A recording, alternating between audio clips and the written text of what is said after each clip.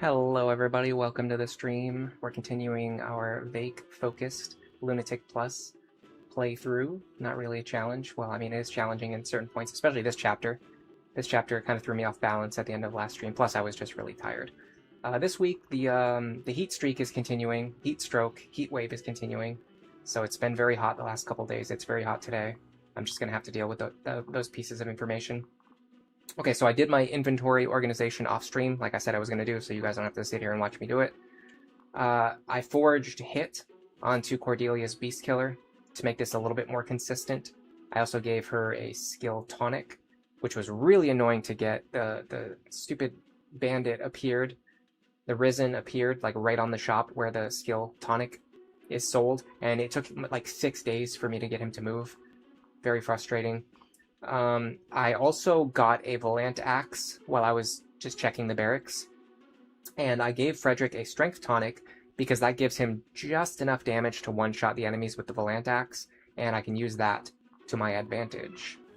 In fact, I could actually have Frederick start on the right-hand side. That's an idea that's worth considering. What if okay, so when I was practicing, I was having Frederick go left and Cordelia go right. But I just realized with the Volant Axe, I could actually have Frederick go right and Cordelia go left. Because she can run up and hit this guy. And then Frederick can go this way and get this guy with the Volant Axe. And then on enemy phase, he can get this guy with the Volant Axe. And then I can have them switch positions. Yeah, I like this opening a lot more. Hopefully I don't regret making a last-minute change at the... Hopefully I don't regret changing my whole strategy at the last minute, but I think we're going to be fine. Hello Aid, welcome to the stream. Hello Sothis, welcome to the stream. Frozen Helm, welcome. This isn't really Iron Man practice, because I'm not even using the strategies that I use in my Iron Man. This is really just playing with Vaike, basically. Yeah, Frederick's doing pretty good. I will say this run has made me realize I'm probably never going to pair Frederick and Cordelia together ever again. I used to think it was a good pairing, and I mean, it does have some advantages, but there's one really huge problem. And the big problem is that on this chapter, you need 2 flyers. And if you pair Frederick and Cordelia together, you're basically taking 2 of your best flyers and turning them into a single unit. So because of that fact, when we got to this chapter, now we have to like pair them up with different characters compared to who their normal partners are. If we just did something like Frederick Sully and Cordelia Virion, like what we're doing in the Iron Man route, we could have these 2 actually go off and fight on their own with their normal partners instead of having to get them new partners. Anyway, I have a couple other weird ideas. I'm thinking of changing Church into a Valkyrie to better support Libra. As soon as I beat Chapter 16, I'm thinking of making her into a Valkyrie and making him into a Sage. I think that's a very fun idea. Another thing is that I'm very strongly considering going all in on Saria and just making Robin into a Trickster to support her. That's a fun idea. He will give the +3 magic and +3 speed from his stats already, so gaining any further levels in this class won't really like benefit in any way. Anyway, that's stuff that we don't even need to talk about. We can just play the game. Is this creative mode? No, we decided not to play Minecraft ever on stream. You've been wondering how to build Church? Yeah, she's a little bit weird. She's like the opposite of Rickon, where Rickon starts in a magic class and then has a bunch of physical classes. She wants to be in a physical class, but then she can only reclass into like weird magical classes. Oop, be careful, not the wrong. Don't pair up with the wrong character. I had to do, honestly, a considerable number of resets on this strategy, and so if I miss this attack, it's going to be devastating. Why did I say it? Why did I have to say it? Okay, guys, we're going to be here for a minute. It seriously took me like 10 minutes of resetting before I started the stream to get the right enemy skills. And I knew I was going to immediately miss the very first attack. I didn't miss it a single time during any of my testing runs. So that's fun. There you go. There's a reset. So we need to make sure that Cordelia can kill all these guys. We need to make sure Frederick can kill all the other guys on the right. And if we do that, then we have a chance of winning. I really want to beat this chapter on our first attempt because it's, like I said, it's one of those reset-heavy chapters. Okay, that's fine. That's pretty bad. That's fine. That's fine. That's fine. That's fine. Okay, this is good enough. That actually wasn't that bad. I think I got really unlucky with the resets right before the stream started, because even when I was practicing, I didn't have to reset a single time. But then as soon as I was getting ready to start the stream, I immediately had to reset like 5 times in a row. It was more than that. It was like 10 times. Okay, there we go. Okay, so he's down. Now on enemy phase, Cordelia will kill these two. We want to set someone up who can fight this guy. Unfortunately, he rolled counter. God, I hate when this guy rolls counter. It's so it happened like 90% of the time during my test runs.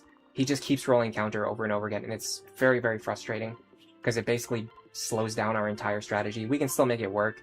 It's not worth resetting for this guy's skill, but if he doesn't roll counter, it's really, really, really, really, really nice. But this is the world that we live in, and we're basically never going to get our way, so we can just assume that's how it's always going to work.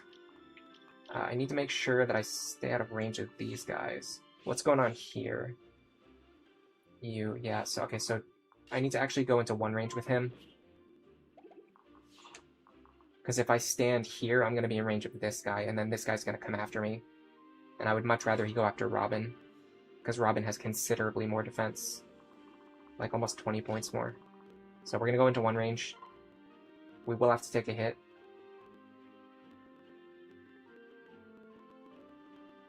I still think it's fine. We dodge it anyway. Dude, I am raging over the fact that that guy rolled counter. It screws up the entire strategy. Not in a way that makes it impossible to win, but just in a way that like lowers our success chance and also slows down our entire strategy. Alright, so because of that, we're going to leave the Cavaliers alone this turn. And I was also testing if she could one-shot the Knights with the hammer. She cannot do it, like, basically no matter what. What we can do is try to fight this guy. Oh, you know what? He could roll counter, too. He could also roll counter. That's perfect. Both of the enemy lead units rolled counter. Why did I think anything else other than that would happen the moment I started streaming? Why would I consider such a thing? It's unreasonable to even expect that that would happen. Okay. Alright. It's fine.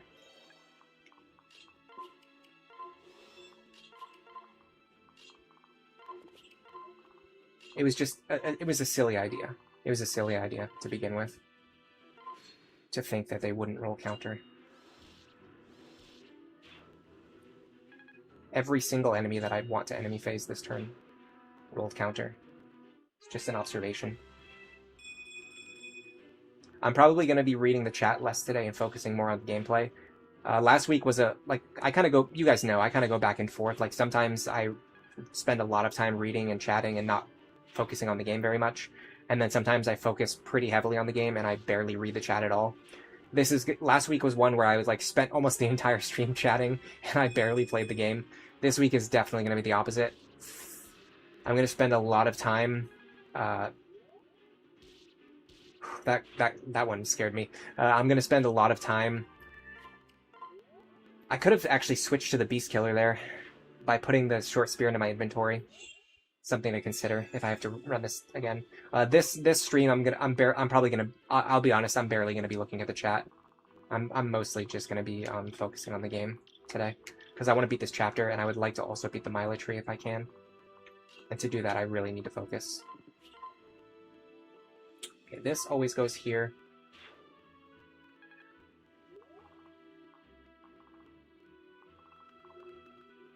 Oh, he rolled counter too, did he? He doesn't have pass, so anyone who stands here doesn't have to worry about him. So what if I do this? Oh, he rolled Pavis. Okay. I mean, that makes sense. Get over here, Rickon. I need you. Okay. That means Rickon should be able to do it with Thunder. Dude, look at this short king. Oh, you love to see it. Okay. Get over here. Dude, if I could get a heal staff, I can actually heal Rickon right now, and I think I can do that. Okay, so I can take this, this. I need to make sure too many of these guys don't have, like, exactly a just counter. They don't seem to. Okay. So, Robin, get over here. I can actually take this from you and then heal Rickon and get free staff experience. Oh my god. I probably should have equipped the Thunder Tome, but other than that, that was an awesome move. Gotta praise myself for that one. Alright. Cordy. Frederick, I need Hold on a second. Are there reinforcements this turn? I don't think so. We're on turn 2. Yeah, there's no reinforcements this turn. The only thing that targets this strategy is an Arc Wind Tome, which is actually quite scary. I'm pretty sure Frederick survives Arc Wind if he's at full health. But I don't think there's any particular reason to put him into that situation. Because I can actually just fight this guy. And I want to get Frederick over here anyway. I can get him right here. This is a really good spot for him this turn.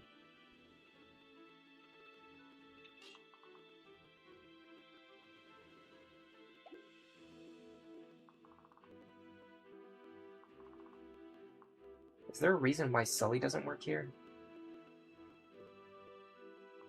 Sully should be just as good, if not better, than Chrom. I guess Sully is higher value, though. I'd probably rather have Sully separated rather than have them squished together. Alright, you're going to have to go up here to make room. You're going to stand here. I want to make sure you actually two-shot this guy. Strong, no. You can probably do it with like a stronger axe, though. Or at least weaken him significantly. Let me go into the convoy. What do I got available? I got a silver axe available.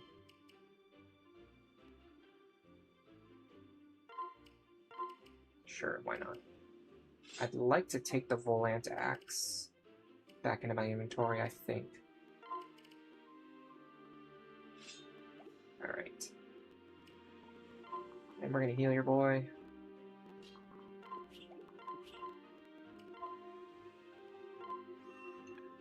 I need to make sure I get him to level 10 at a reasonable pace as well. I wish I could dance for or rally for both of them, but I can't, so I'll just rally here. And then you are gonna go here. Do that. Alright, and then you, you are gonna need to get healed at some point. Let me just put you here for now. You know what I could do? I wonder if putting Vaike in this guy's range is a good idea. The problem is I think triggering his aggression will actually cause a bunch of enemies to move. I can double check on that. Cavaliers.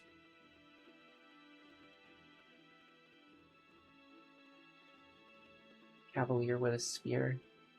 He begins moving unprovoked on turn 3. Moving unprovoked on turn 3. They don't seem to have linked AI, unless the game is lying to me. I don't think they have linked AI. What's his speed? 17?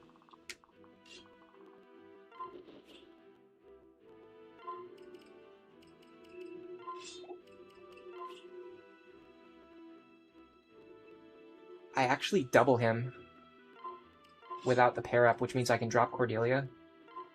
I'm going to try this. I want to see if it actually works. I know the knights on the left are going to move. I want to see if standing in range of one cavalier causes the other cavaliers to move. It shouldn't. The wiki says that it shouldn't, but the wiki can be wrong, so we're going to find out. Because I actually really don't want those guys to move. But I would like to kill this guy right now if I can, so I don't have to deal with him next turn. Oh yeah, this is like an even better version of my previous strategy. Oh, that guy having Luna hurts us. Dual Strike there is really good. Free experience for Saria. Short Axe, yes please. Convoy, okay, yeah, they do not have linked AI. That's really good, that means we don't have to deal with him on turn 3. Alright, so now Frederick needs to go over here. The tricky part is, if an enemy spawns with exactly Pavis counter, Frederick will die, and there's literally nothing we can do about it. There is nothing we can do about it. All we can do is just hope that they spawn with the skills that we want them to have. The main difference is that now I have Cordelia and Vaike available in the center, which I did not have earlier when I was doing tests. Alright, let me skim chat really quick. Frozen Helm, welcome to the stream. Olerin, welcome to the stream.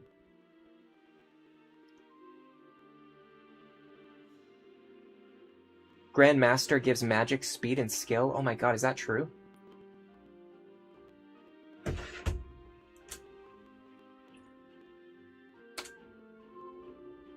I'm looking that up right now. That is a goated suggestion, if true. Dude, you're so right. It's just like a better version of Trickster. It gives slightly less speed. But other than that... The only thing is, I was going to go through Swordmaster first, so I could pass down Astra to Noir, and then into Trickster later, but I think just going right into Grandmaster is a smarter play here. I think you're totally right. Yeah, Grandmaster behind Zarya. That is definitely the play. Alright, this guy did spawn with Pass. Unfortunately, so did he, but he's less of a problem. I just need Anna to come up here and kill this guy. And Robin to go down here and kill some of these guys. That's fine, that's fine. That's obnoxious, but it's always going to be obnoxious. Okay. Here's the tricky part.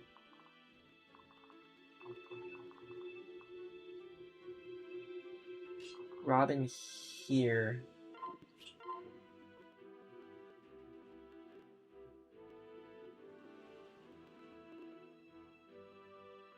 Kill this guy. Olivia here. We dance. Robin here. Can we block this guy? We can block this guy. That's huge. So we block this guy. Then we can kill...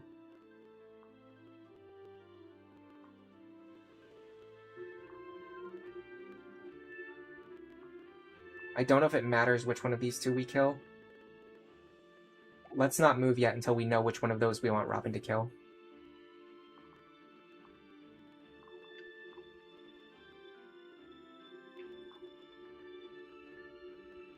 We need to stay out of this guy's range.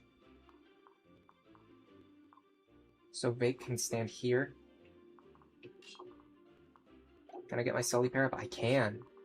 Ooh, this is good.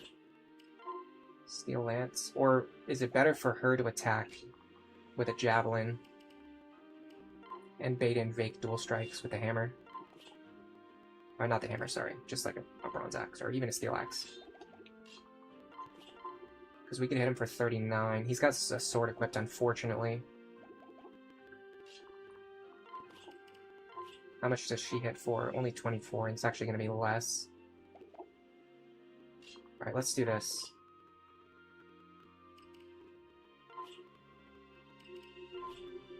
I'm going to go Bronze Axe, so my attacks are more likely to hit. Yeah. There we go. That was the play. That was the play for sure.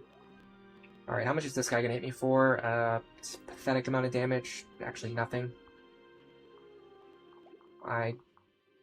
Do I want to get hit by him? 50.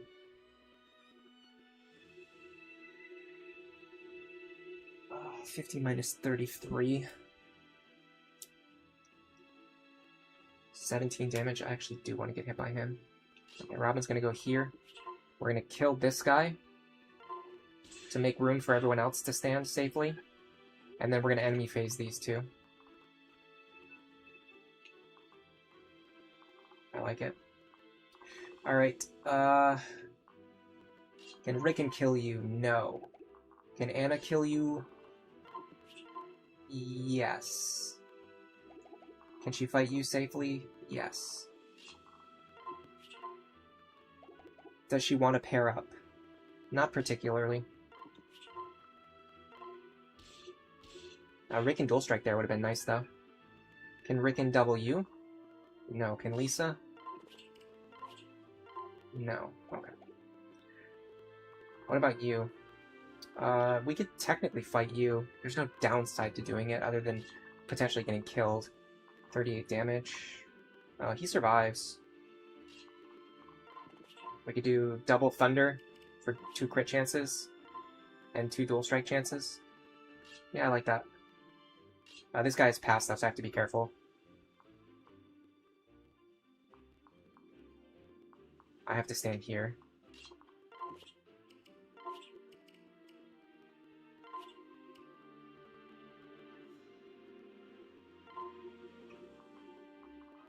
Alright.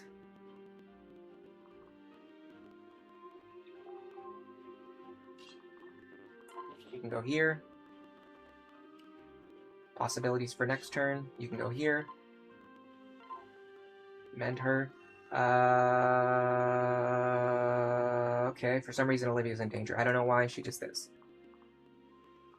Even though I counted the tiles, but it's fine. Okay, 38 damage. That's definitely gonna kill her.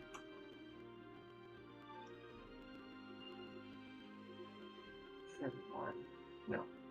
Hold on, what did he have? 38. 31. I mean, there's no way to keep her alive anymore. Which is really cool.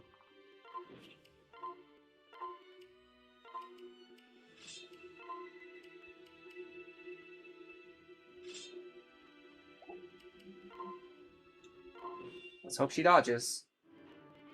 Nope, she didn't dodge. What a fun little UI quirk. That enemy ranges are never revealed until after you move your characters out of the way. It makes the game so much easier to play, doesn't it? Alright, time for some resetting. Nope, let's reset. We could also give her Ignis instead of Astra. That's a really good idea, too. Hello, Dio Belperia. Yeah, no, the map doesn't have Fog of War. You would like it more if the ships moved around and they had other effects like that? I've seen effects like that in other Fire Emblem maps, and I usually don't like them. This is technically workable. This kind of sucks, but is, again, also technically workable. I'm going to send it. Again, this is a very reset-heavy map, so if I get configurations that are not quite perfect, but, like, have a chance of succeeding, I'm just going to send them and just hope that we succeed. Because it saves more time rather than resetting another 50 times to try to get perfect skills. So yeah, we can go Grandmaster and then pass down Ignis. That's a really good idea. The weird thing, I almost never use Grandmaster, so I just, like, don't ever really think about it.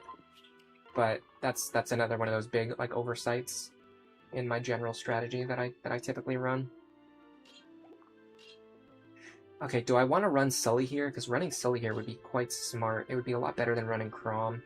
The problem is I kind of want Sully on the left, or in the center.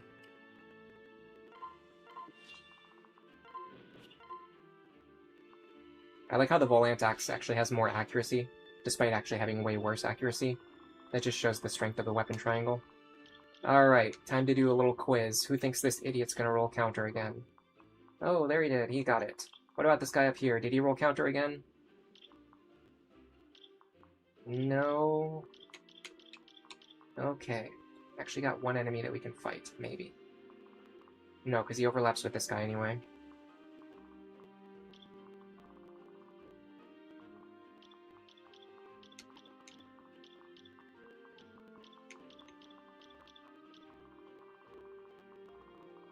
Yeah. So the whole point was completely moot anyway. It's mostly this guy right here. You want him to not get counter, but he's always going to roll it, so it's not really a discussion. I should also be rallying magic for Robin. There's no reason not to. Well, technically, actually, if I rally for magic for Robin, he deals more damage to himself if an enemy specifically rolls Aegis counter. As weird as that sounds. So it's actually better to not rally magic here. I should definitely be rallying luck for my characters, though, before they start moving around the map. That's just like a total oversight on my part. Alright.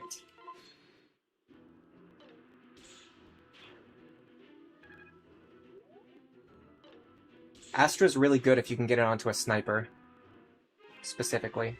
Or just like a bow user in general.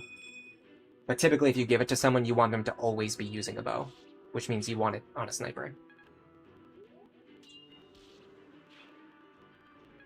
That's why I want to get it on. Why I wanted to get it onto Noir, but Ignis is fine. I think Astra is actually better than Ignis on a sniper, but Ignis is fine. I can make it work.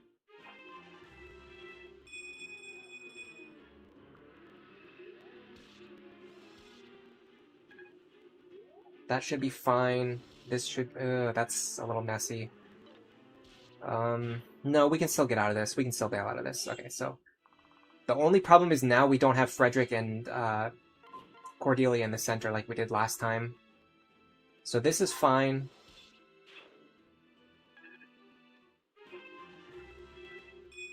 Tome users don't always avoid counter. Like if they get attacked at one range, they still deal counter damage to themselves. So as long as this hits, we're fine. Okay. The problem is now our center is so much weaker. Our center is just exceptionally weak compared to how good it was last time.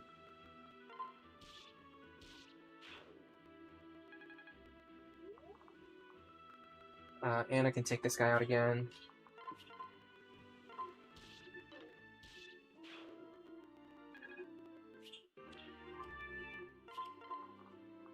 Oh, he rolled past, did he? It's fine.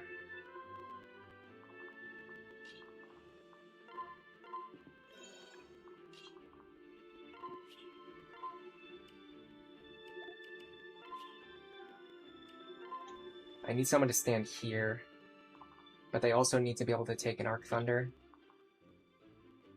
And a Tomahawk. Yeah, no, that's not happening. Okay, what's the alternative plan? We just let Anna fight this guy? I don't see any problems with that. And these morons both have counter as well. Perfect. I need to...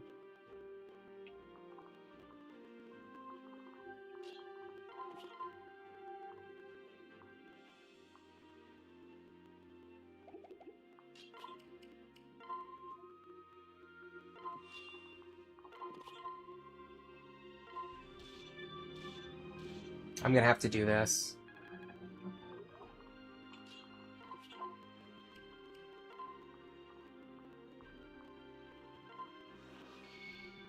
It's really annoying, but I have to because otherwise I'm gonna be overwhelmed by enemies that have counter within just a few turns.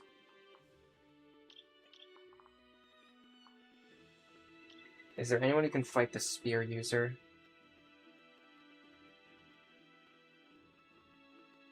(17 speed. I don't really like using any of these characters for it, but I can technically use her to do it. I don't want to do it if I can't kill him, though.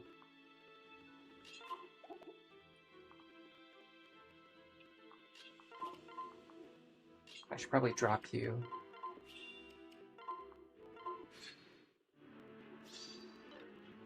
Alright, we should pretty much be fine. I really want to start... I really want to try running Robin with Anna. They have incredible synergy as a pairing. The fact that the ships don't move makes this map feel very peaceful. You're kidding. This is like one of the most stressful maps in the entire game. Alright.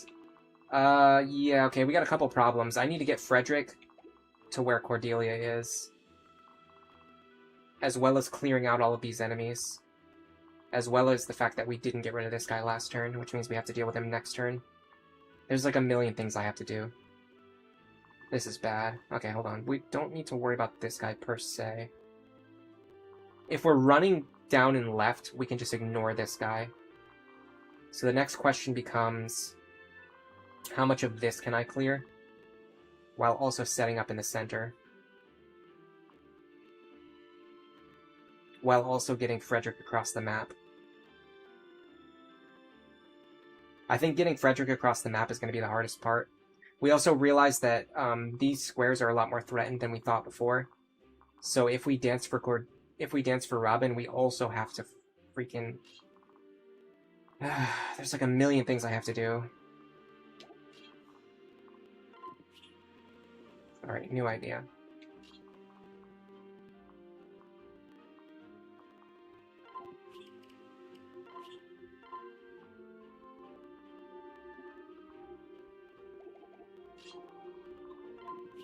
Let's accept the fact that we're going to have to rescue Olivia. Right? That's a given. That's always going to happen. What if we go this way instead?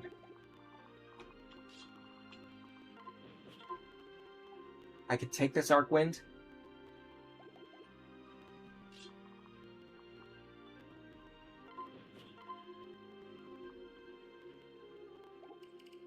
I might not even have to.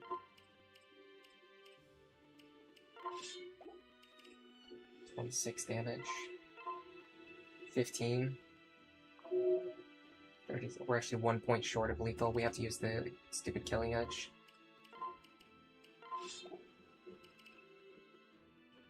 Unless I have a Silver Sword in the convoy. I do.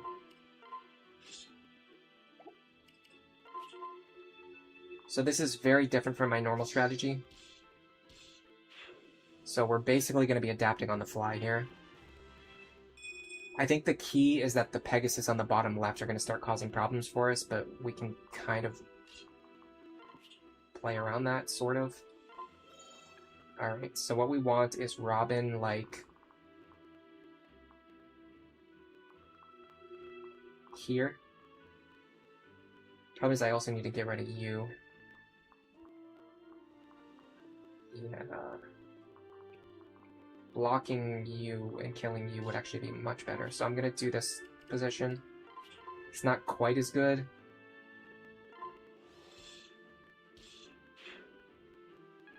But it's better for the rest of the team if Robin stands here. Alright. Hello, Diobel Pereira. Welcome to the stream. You like Ignis a lot? I don't know, I usually don't end up using it. I think it's a lot better than the version in Fates. The closest thing we have in Fates. I can't remember what it's called. There's a skill in Fates that's like kind of similar, but it's not really the same thing, and it's like significantly worse.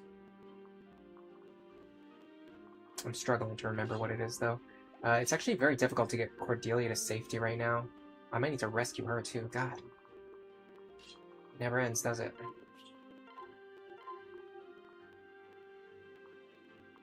In fact, I don't even know how I would even start rescuing her. From this far across the map. Well, the good thing is, I can have her move first and then rescue her if I need to.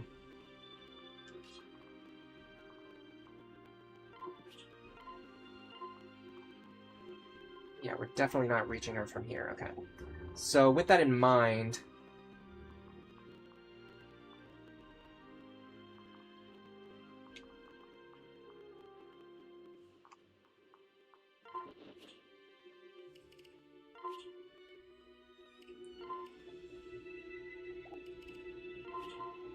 go for this.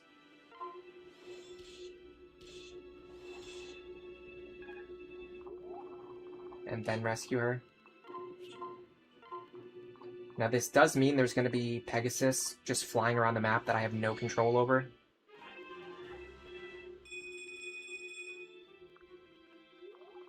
Now the tricky thing is, as soon as we move, she is definitely going to be threatened. I should have considered that.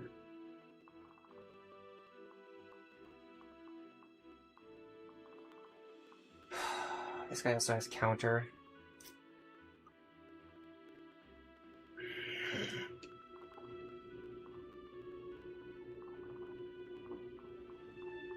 I'm pretty sure I just screwed myself over. Again! Again. I could have hit this guy first, too, and then rescued. And it could have possibly set up a situation where it was possible to keep her alive, but now that's not going to work. Is there any way I avoid this? I mean, technically, if someone can stand here and take this attack and this attack, That's 34 plus 38. 72, that's a pretty tall order.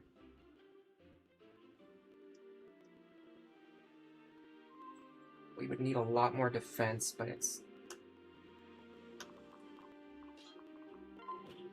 not impossible to conceive that maybe she could survive.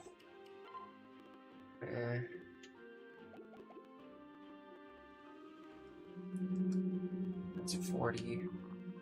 Yeah, no, she always dies too. Okay, well, this was fun while it lasted. I mean, technically, maybe somehow we dodged the silver sword. And then, I don't know, something happens after that.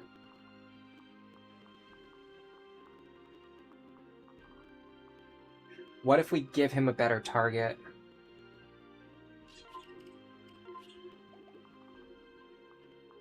There is no better target. Well, what does she have? 14 defense? 12? 17? I mean, technically we can give him a better target, I think.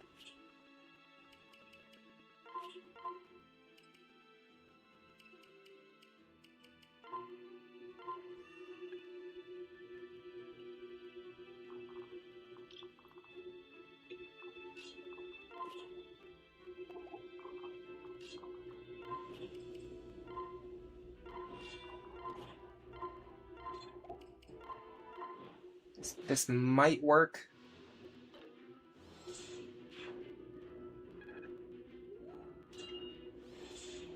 This map is so crowded, it's like hard to find the right moves to make. Okay, that actually worked.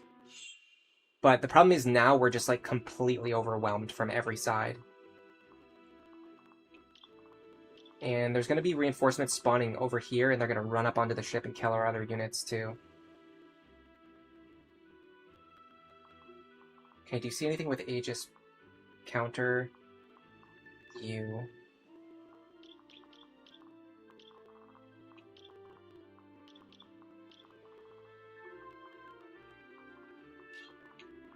So we need Robin here. I'm also going to go double Thunder Tome this turn just to play around any nonsense happening. This maximizes our chances of just like getting out of this turn alive. Oh, he had a spear anyway, but still, I think killing that guy was probably worthwhile.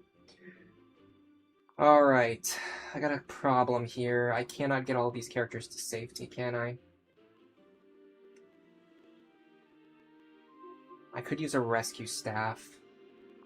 Again. So we rescue you to safety.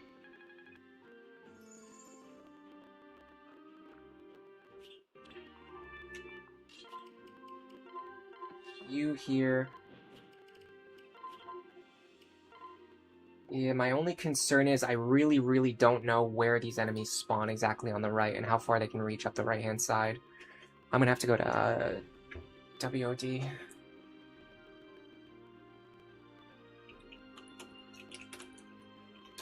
Because they usually show where the enemies actually spawn.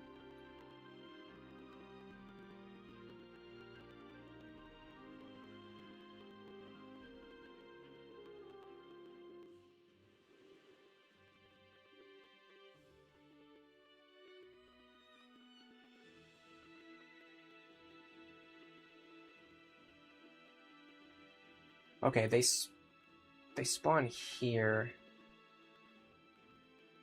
That is... Oh, God.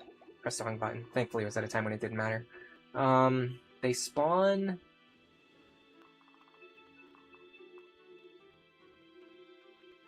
It's really hard to tell because of the way this map is drawn. Yeah, I think a guy spawns here. And he has... Question mark, I don't know. It just says Pegasus Knights, it doesn't tell me what they have equipped. That's the frustrating part. Okay, let's assume he can move 7 tiles and then attack 2. So realistically, we want to get above the line where the treasure chests are. I might even go a little bit higher, just for safety, but I don't need to worry about being threatened, like, up here. The biggest concern is actually going to be this guy. No, actually, he threatens the same tiles. And Vaike can probably take... there's no need to put him at risk.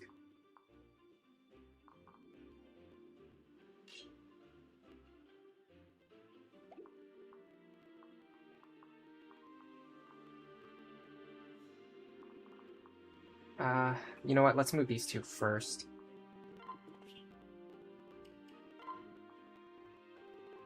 I'm also very concerned about this tile right here.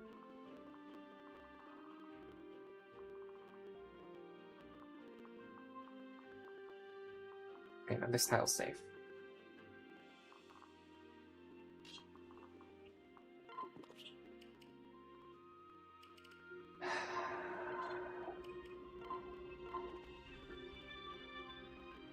I'm very, very, very, very, very, very, very, very, very extremely worried about how this is gonna go. Let's put Frederick in the corner. We want the Volantax.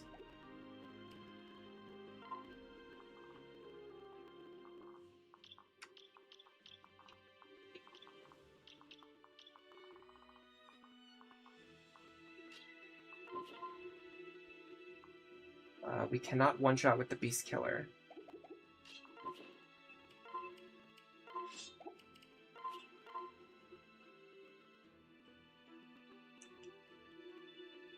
Vaike can pretty comfortably kill this guy.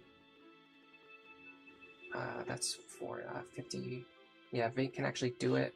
And this gives me the opportunity to do something that I kind of need to do anyway, which is this, this, and this.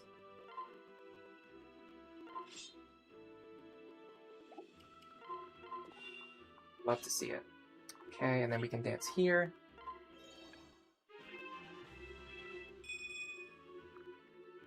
And then also heal you, which is just a convenience.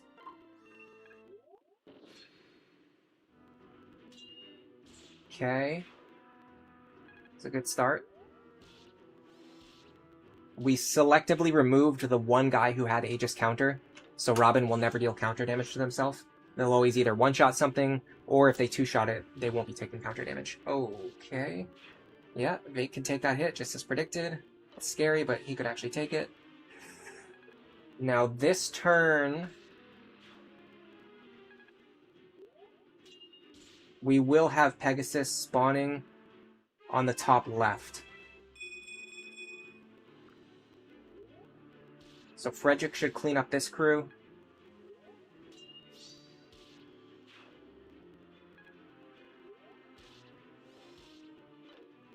Or not.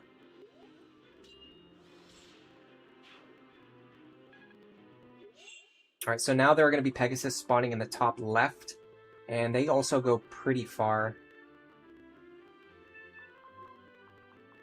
Okay, they can never reach this ship over here. So if we can clear the space on this ship, we'll actually be completely fine. I'd actually prefer to get rid of you. Now, this guy's a little bit scary, but not as scary as you might imagine.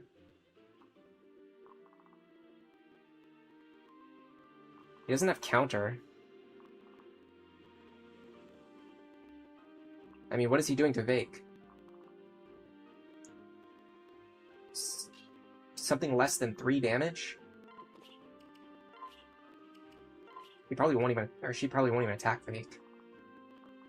So put Vaike here.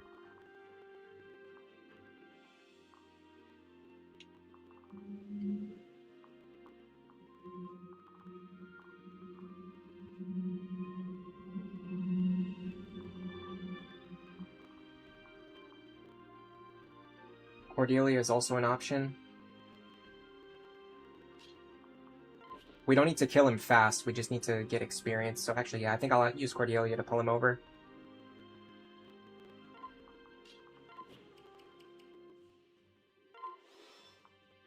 The pair-up doesn't really matter.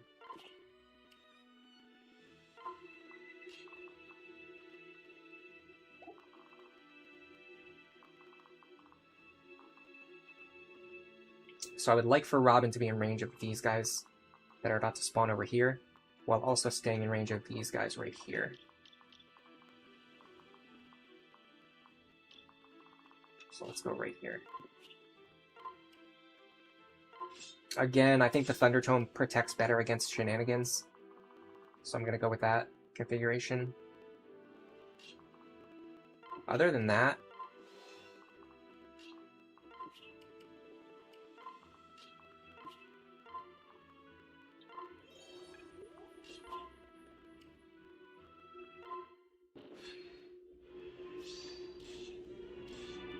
I think we're kind of clean.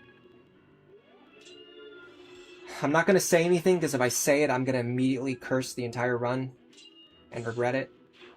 Let me wait until this turn passes, and then I'll say what I want to say. Okay, that's fine.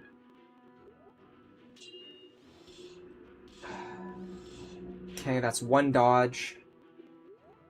This is free. Now we probably need to dodge this guy having exactly Aegis counter. Okay, he didn't have it. We are looking pretty clean. Now there's a couple promoted enemies to fight, and we can...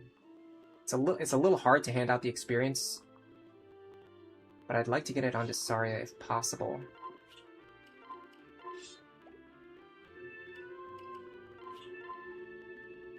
So this is pretty free.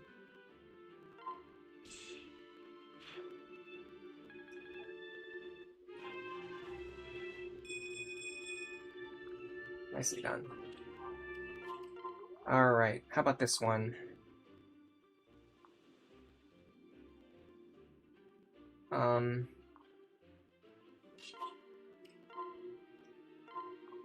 Mend you. We can hit here again. More free chip. Now, Rickon can grab this kill. Is this worth an Elwind? I think I can buy more Elwind charges, either now or very soon. Okay. There is one thing I'd like to do, but it's probably not possible.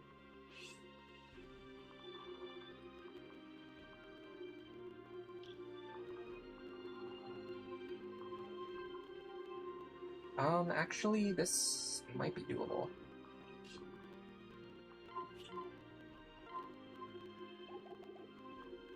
That's fine. Heal here. Heal here.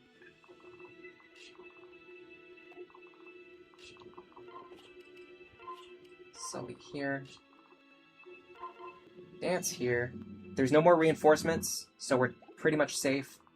We have to worry about 46 damage with Luna and 19 speed. 19 speed doesn't concern me. The damage might concern me. It will actually be less than 46, so it'll be like 40... 44 or 43.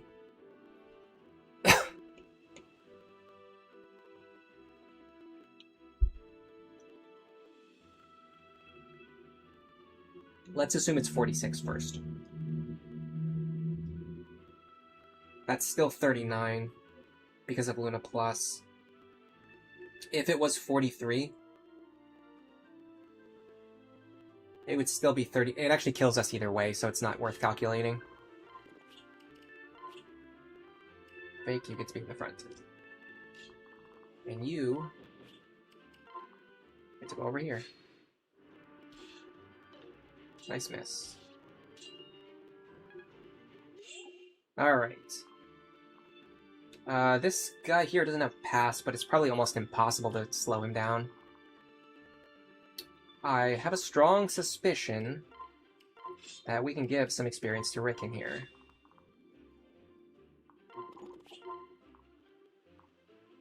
Wow. Really?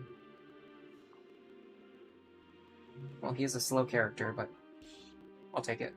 Can we dance for him? We can.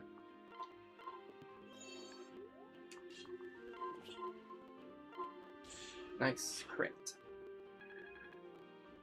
Kind of lost us some chip experience that we could have gotten, but other than that. Yeah, hello Nova Zoe, welcome to the stream. And yeah, that's the main thing about this map that I really struggle with, is how cramped it is. There's just not enough space to do the things that you want to do. Alright, Saria. Do your thing.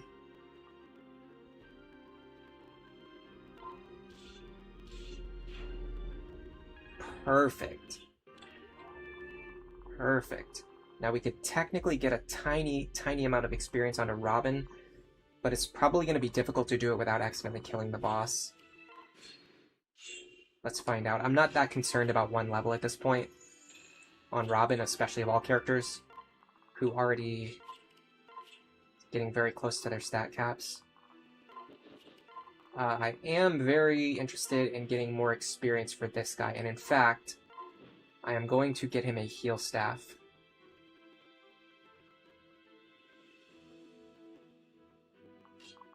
For now, let's separate all our characters and just enjoy the fact that we made it through the chapter. Yeah, I was gonna say we're pretty much done with the chapter, but I knew if I said it that one of those Pegasus was gonna spawn with Aegis counter and it was gonna just kill me, so I decided to keep my mouth shut, and I'm glad that I did.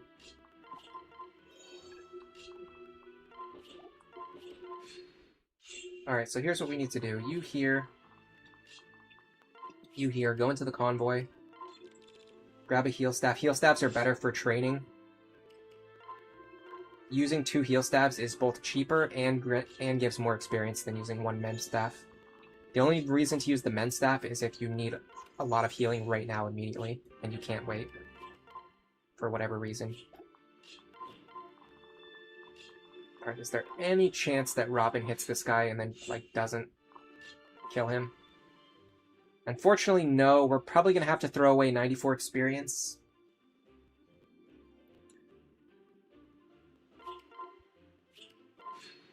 Let me just think. Now, there is no crit chance. Is there any way we can get, like, a 1-charge tome out of the convoy? And then have it break immediately? No. No, you don't have one. We don't have any 1-charge tomes available. Okay, we're just gonna have to accept the fact that Robin's gonna lose 94 experience here. Again, it's not that big of a deal. It's Robin, the character who levels up faster than everyone else. It's a little frustrating, but it's one of those things where if we try to, like, force the issue, it'll hurt us more than it will help us. I would like for you to get this shiny spot.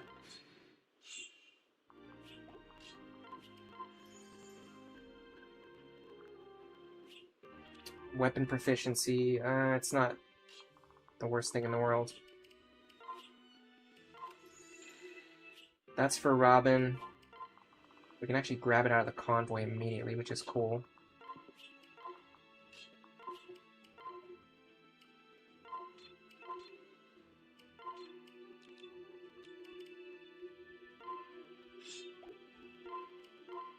Oh yeah, I used, like, almost all of my Chris's confects, too. So we switch into Grandmaster. We are speed capped. Our magic cap is going to be a little bit lower. But we give much better parrot bonuses to Saria. And we also give her skill, which is very important. And we give her speed, which is very important. So overall, I think it's a good idea to do this. If you disagree, then you're entitled to your opinion. It's probably valid. He can't level up. What are you talking about? Oh, because he has Aegis Plus? Oh well. It's genuinely not that big of a deal. I'm literally already speed capped. In fact, I would go as far as to say that having Robin deal 44 damage to this guy would actually take experience away from other characters. Like, there's other characters who want that experience more than Robin. Taking 2/3 of this boss's health. Like, because if we damage him that much, we're not going to be able to get chip experience off of him. Alright, so we want Saria to get weapon experience, and we want her to get the killing blow. We want her to fight him a bunch of times. We want her to not get crit. It's going to be tough. I have a feeling she pairs with Robin, she's going to deal too much damage, and she's going to have a super high crit chance. Yeah, no, that's not the play. Alright, we need a better way for her to not get crit.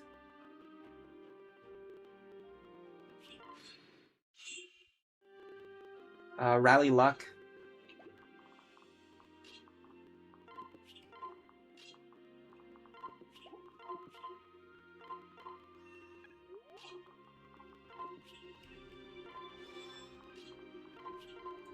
Okay, perfect. This will allow her to fight him a bunch of times without getting any crits. Or without getting crit herself.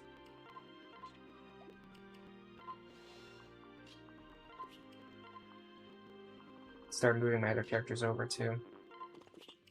So I'd like for her to fight 5 times, so she increases her tome experience by 5. And then I probably want to give her the killing blow, but I might be able to let other characters get, like, chip experience as well.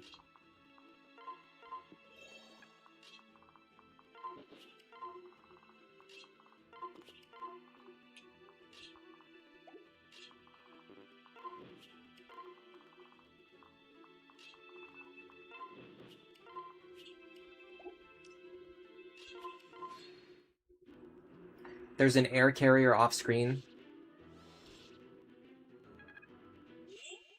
carrying those Pegasus reinforcements. Oh, this is really good experience for Libra too, which, like I mentioned, getting him to level 10 as soon as possible is a big part of our strategy.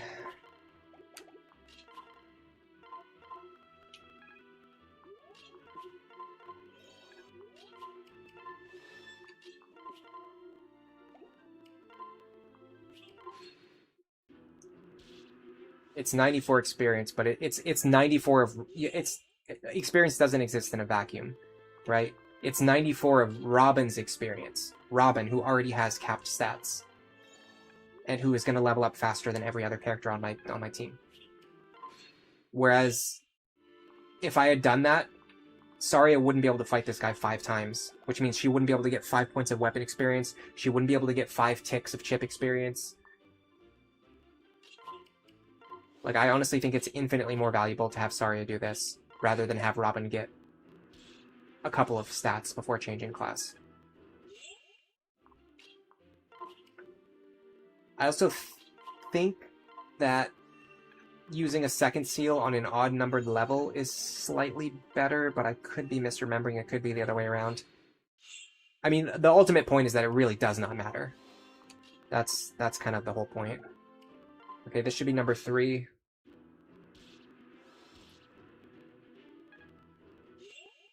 Like, we're getting a whole, basically like 50 experience from doing this on Saria, and 50 experience on her is way more valuable than 90 experience on Robin.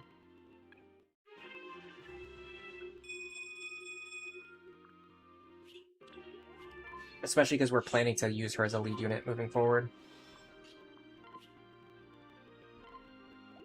So this should be 4. Does he have Hawkeye, by the way? Okay, he does have Hawkeye. Yeah, for internal level, I'm pretty sure odd-numbered levels are better, but like I said, I could be getting it backwards. I never remember which is actually correct.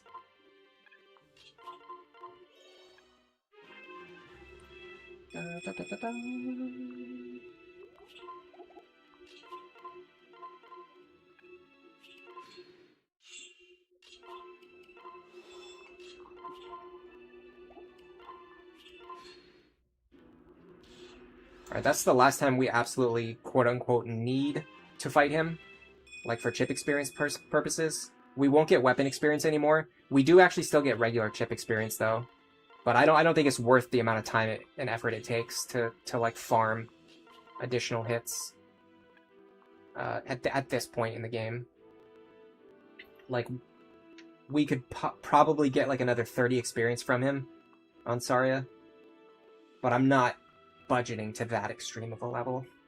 What might be a good idea is letting someone else hit him. But it has to be someone who can take his attack, won't get crit, can actually damage him. There's a lot of conditionals we need to think about here. Cordelia actually works.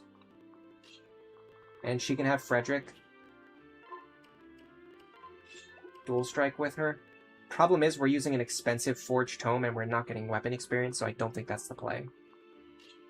I wonder if Sully is actually a better option. And or just Vaike. Like if we just let Vaike take the kill right now. Or let Sully hit him a couple times. She does survive on 1. She can't get crit. I'll actually turn off Vaike's ability to dual strike. So she doesn't steal the kill. So we survive on 1. Yeah, this is good. This is just free chip. And because we got the dual guard there, we can actually do it again. And another dual guard, in fact. Alright, so now I want to grab...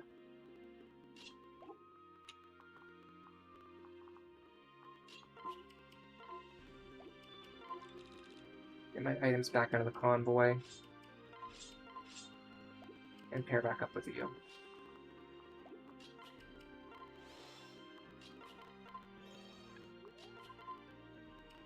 Okay, is there anyone I can heal?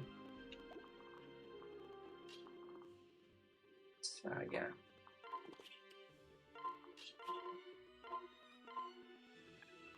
Alright, so you take this kill.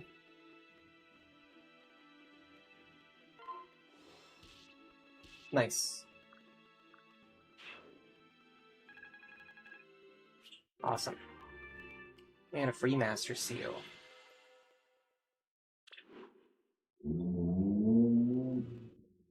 Yeah, it has something to do with the way the decimals get rounded. But there's a +1 in the formula somewhere, so like that also kind of adjusts things in a way that's not always immediately obvious.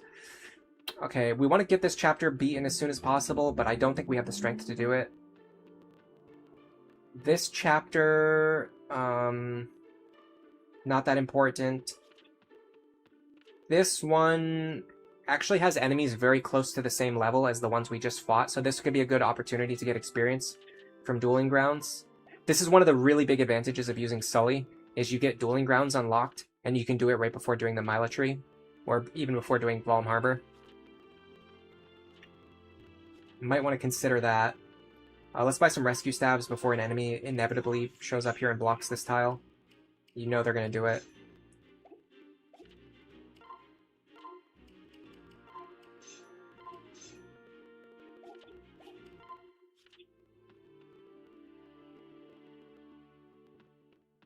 Are there Elwyn Tomes? Okay, there are Elwyn Tomes for sale.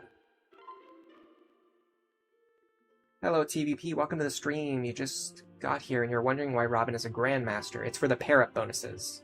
We're going to be using Saria as our lead unit, not Robin. And in Grandmaster, we can get magic, skill, and speed. It's very hard to get magic, skill, and speed from a pair-up partner. We can get it from Trickster, which also gives +1 move. But to do that, we kind of have to like jump around and do other stuff. And we won't have access to Tome Fair. Whereas if we go directly into Grandmaster, we keep our ability to use Tome Fair to dual strike for her, while also giving her magic, skill, and speed. Now, honestly, what I would really like is magic, speed, and defense, but there's just no class that gives that, unfortunately. I want to try plus strength minus resistance Robin. Probably a female Robin in the future, and try pairing her up with a male unit like Vaike or Virion or Stahl. I think she would make a great paladin support partner for those characters. Kellen would be good too. Anyway, yeah, Grandmaster Robin is actually really good if you're trying to use Saria in the lead. I was thinking Trickster. I was pretty fixated on Trickster, but someone in chat reminded me that Grandmaster is like basically the same thing. And I wanted to pass down Ignis. Excuse me, I wanted to pass down Asta to Noir, but I can just pass down Ignis instead, so everything just kind of works out this way. And because our stats are already above 30, and all the important ones, we still give like the same parrot bonuses to Saria. So yeah, she should be pretty powerful with this Robin pair up. We'll get the opportunity to see how true that is.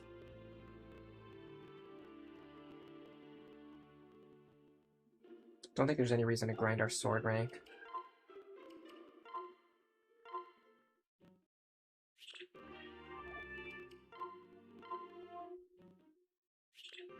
See if anything useful showed up in the barracks. Probably not. It's usually not that useful. It's usually like, here you go, number 1, friendships between characters you're not using. Events that literally do nothing. Or sometimes you get a good item.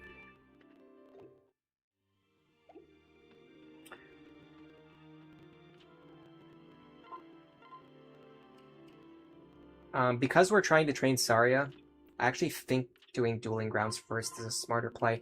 The only thing is, I'd actually like to pass down... I'm not gonna use Kiel. I have too many female characters in the 2nd generation already. Yeah, I'm not gonna use Kiel, so... let's just do the chapter just for the experience.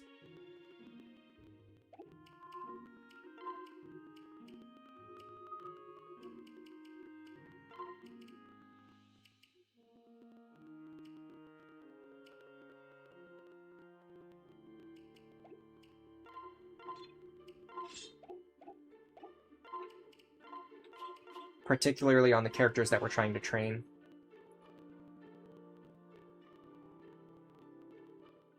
You think it's just a worse version of Luna? Yeah, I don't think it's very good, but it has a high activation rate. And in this case, I mean, we can't do the optimal choice. We have to do whatever choice is available to us based on, you know, a limited amount of seals, a limited amount of time, a limited amount of experience, a limited amount of deployment slots. Like, there's only so much you can do in a no-grind run.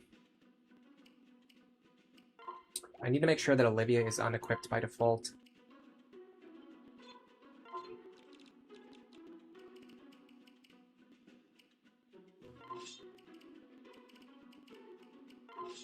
I'm gonna have to manually unequip her then. I need her to be unequipped by default so she doesn't accidentally kill herself. We are gonna have to reorganize our inventory just a little bit here. That should be fine. I think I'm done with these beast killers right now.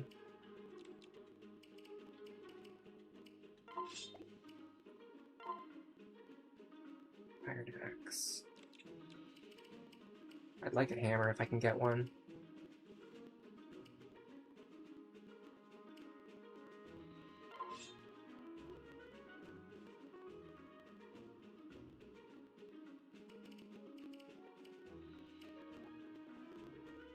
I need a cheaper lance that I can spam. Yeah, this is fine. Javelin.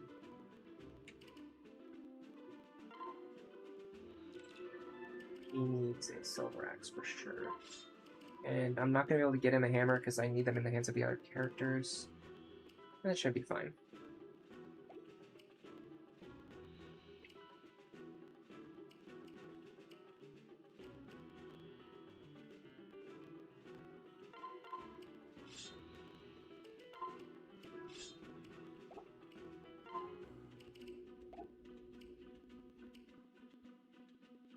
So as soon as we get access to 2nd seals, I'm going to be turning her into a troubadour.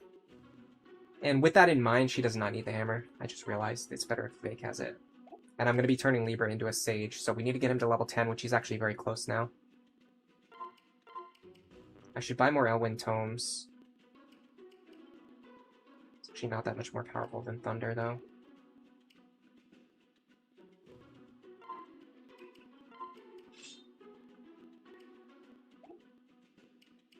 Okay, everything here feels fine. I want to make sure I get the reinforcements for this chapter because there's a bunch, and I don't want to get caught off guard. In fact, I've very often been confused by the reinforcements in this chapter because they spawn in a weird order, and there's a ton of them. They spawn from a ton of different locations and directions. So yeah, we need to be very careful about the reinforcements in this chapter. They start spawning on turn 2, and they spawn all the way through turn 5, and they spawn in a bunch of different locations. So we need to be very heads up this chapter. Hello, Swirling Steps. Welcome to the stream. You forgot all about Rickon. So I'm definitely someone who promotes Rickon as a character who's actually quite useful. He's not a great unit, but he is useful, particularly as a back row character, like a supporter, because his low speed doesn't matter if he's in the back row. And the only downside is that, unfortunately, he doesn't really have good speed boosting classes either. That's a little bit more of a problem.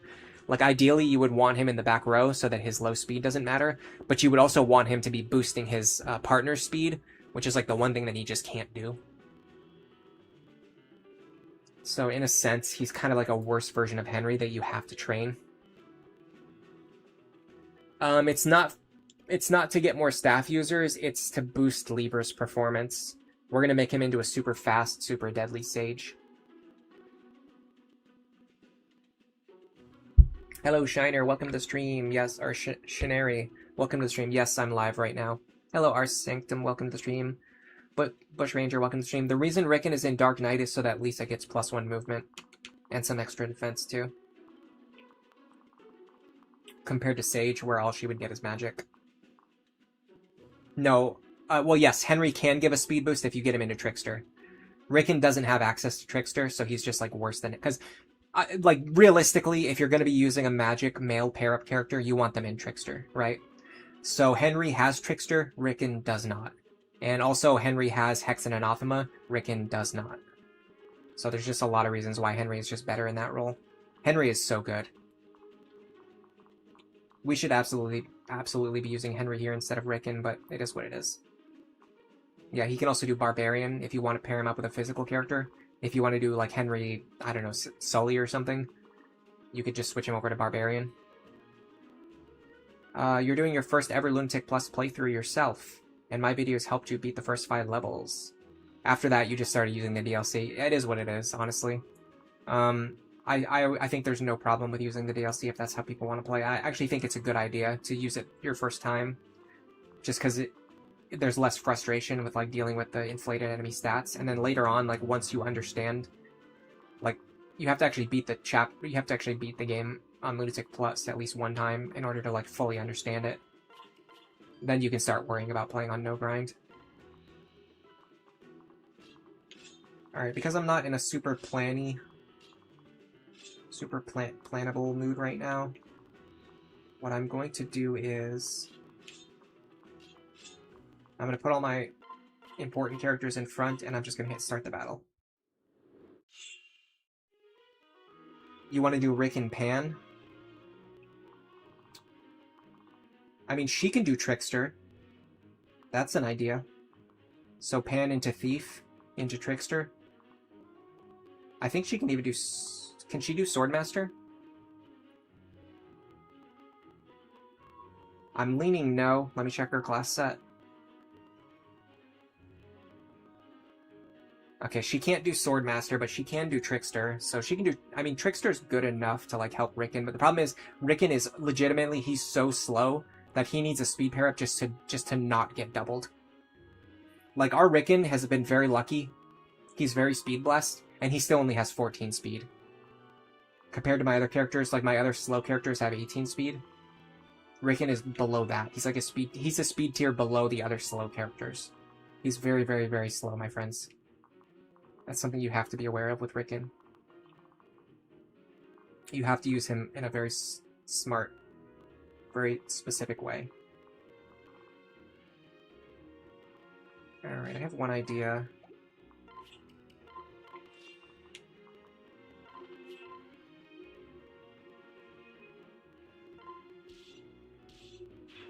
Beautiful. This guy can't reach me. This guy can, but we'll fight him over the wall. This guy will 2-range me, so it doesn't matter that he has counter. We need to rescue Kiel as soon as possible.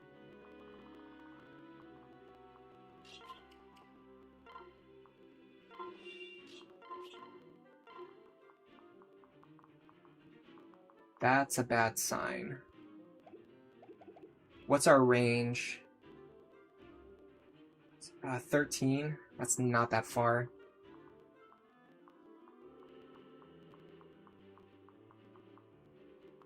Am I crazy, or was I feel like I was able to rescue from further across the map. Oh, I can get her from here. But for some reason I can't get her from here? That's weird. It feels like it should be the same distance. Oh, no. That's calculating if I move forward as far as possible. Which I'm not going to be doing. Okay, who else has high magic? 21, that's not high enough. 19, that's not high enough. So the problem is we need to rally magic, but we also need Lisa to be the one to receive the rally magic, which doesn't work because she can't rally magic for herself. Okay, well this turn we can leave her alone. We're gonna have to get up here next turn. Rescue chain doesn't even particularly work.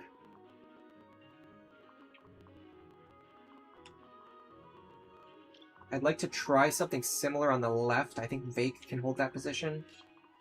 In fact, I'm fairly sure of it.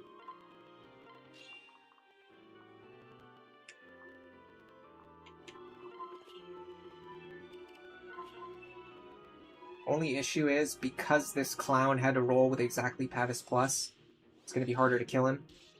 We got him anyway. So now Vaike can take out these two.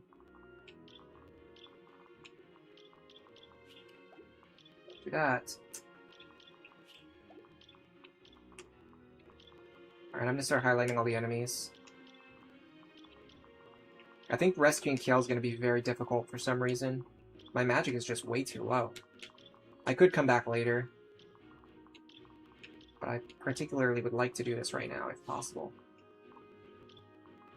Okay, you overlap with him. You are free. Is there someone who can fight a silver sword user with 21 speed and 35 attack?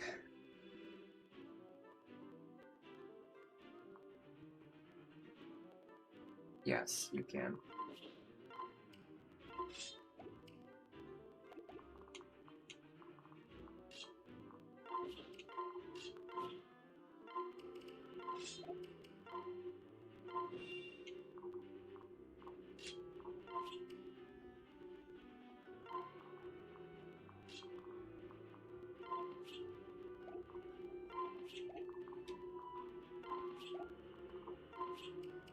Technically, there's value to doing that. I should have done it sooner. Again, I keep forgetting to rally luck with Libra when I should absolutely be doing that on pretty much constantly. Pretty much constantly, I should be doing that. Let's separate these two again. Free dancing experience. Alright, I'm very concerned with our ability to keep Kiel alive here.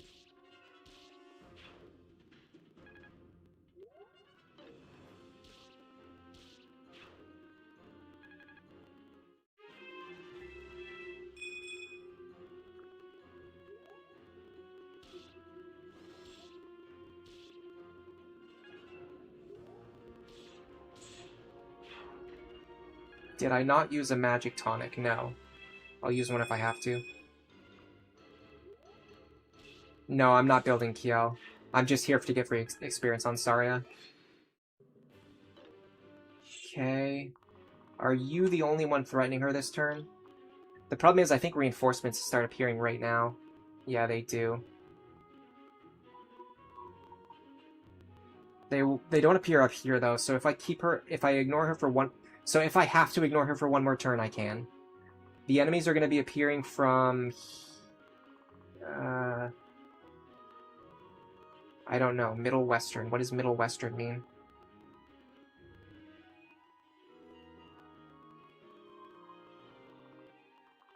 This one?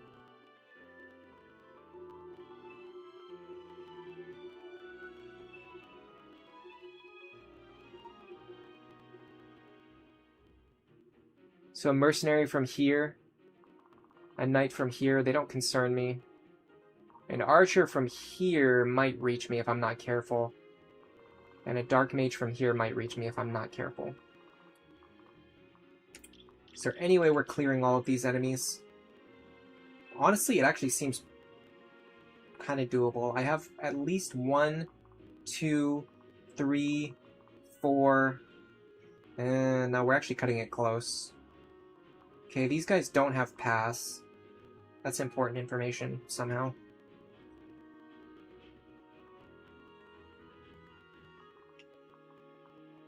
What if...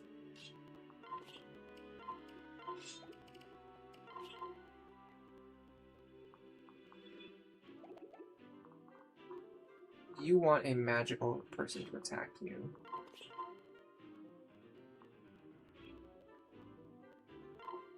Rickon for the win.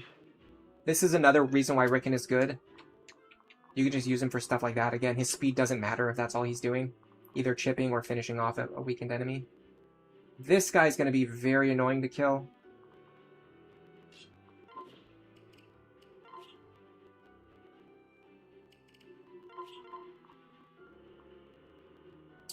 He's going to be very, very, very annoying to kill. Okay, come on. We don't have the speed. You know who probably does? No, actually. Wow. Crom pair up, though.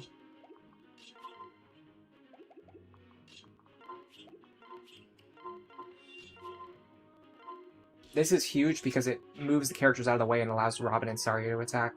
Alright, now we only need to kill 4 more opponents, and we really only have 4 more attacks, so we're going to have to be very, very specific about how we do this.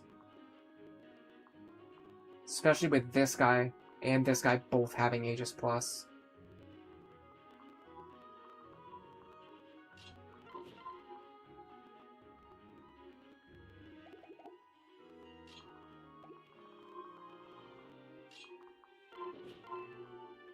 We do still have Lisa's action available. Alright, I'm going to aim for hammer dual strikes here. There you go. She'll get to D-rank tomes one day. I promise.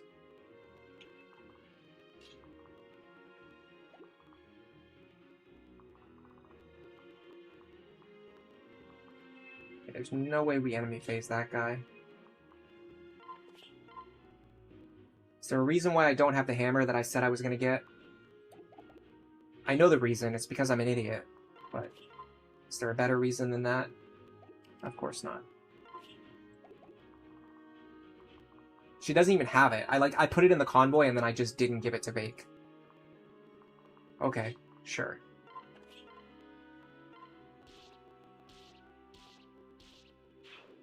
That makes sense. 26 times 2. Nice crit. That's my wife. No. Do this. Okay, now we dance for you. The good thing is she's kind of already, like, viable as a lead unit. Okay, now hopefully we can rescue Kiel right now. The answer is somehow no, we still can't. Okay. What about from here? I'm desperate.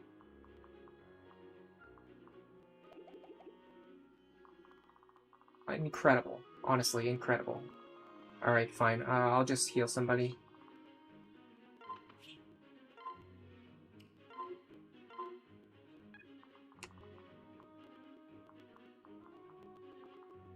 If we can get someone onto that pillar, they could fight, but there's not really a good candidate for doing that.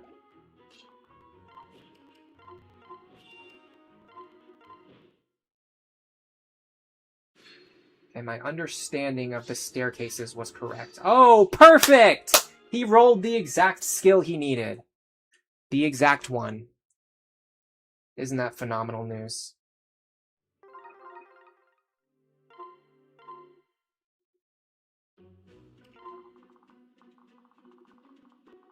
I gotta clap for him. He's a really skilled individual. He had the skill needed to roll the exact skill he needed.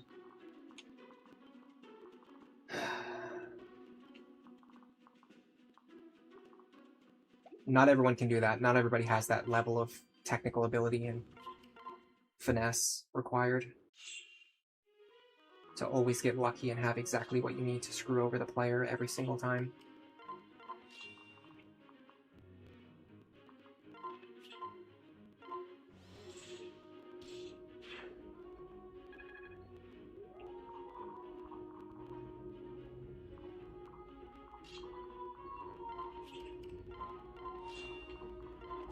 The less I talk, the more you guys know that I'm silently raging, by the way.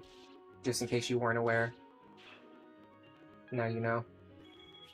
Ooh, that was the first bullion we got, I think, this entire stream.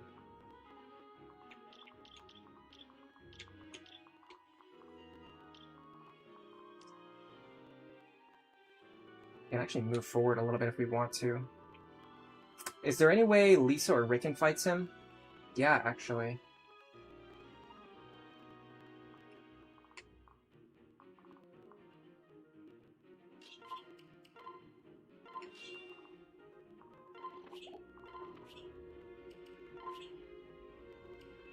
Let's do that. I suspect that we'll deal more damage this way, rather than fighting someone who has Pavis. Again, I forgot to rally luck.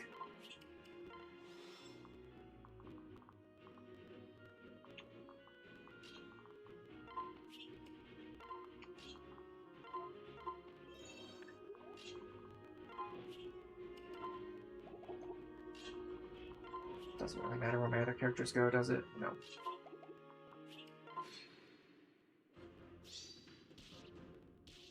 I forgot the hammer again, yeah. Because I was so tilted, I just wanted to get, like, to reset right away. I can grab it from the convoy now. Now that I know that I don't have it, I can grab it from the convoy.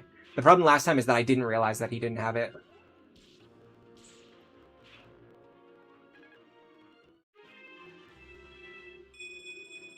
It's also not that important, yeah. The only reason it was required last time was because the enemy had exactly Pavis.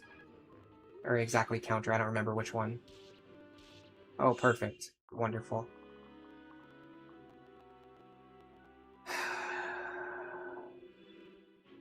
We're gonna have to rescue her. Like, now. And also kill all of these guys.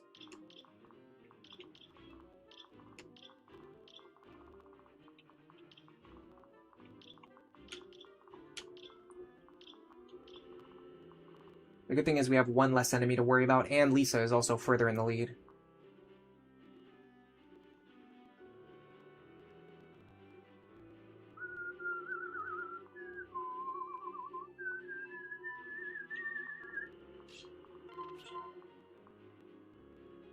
Honestly, having her kill the mercenaries is probably better. As weird as that sounds.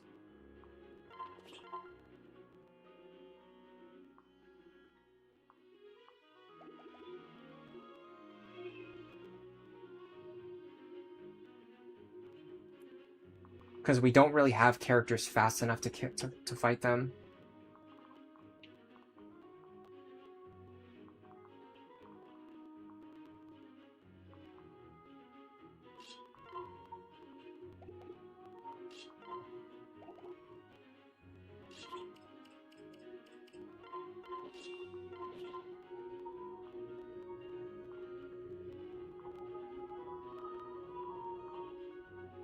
We have a very high chance of dual striking here. I don't know if I want to waste that from pike charges.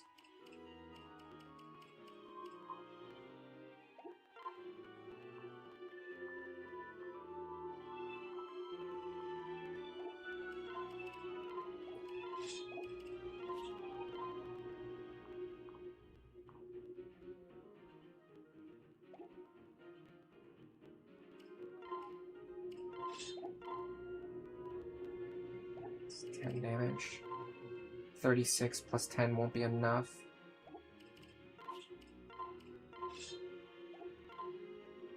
This is a much smarter play.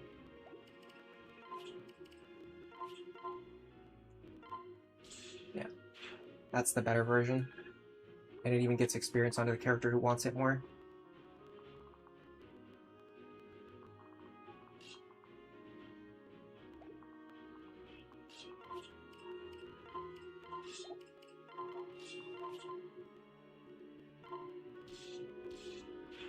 We're burning through these Levin sword charges, and you can't really get more in a reliable way in this game either.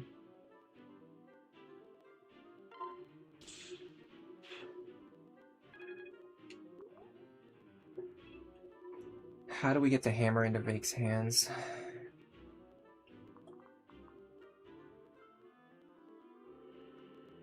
Probably you grab it.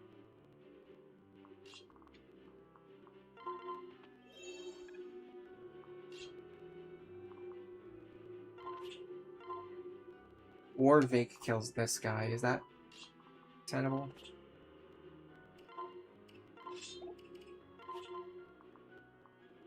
Not realistically, no. It would look more like this.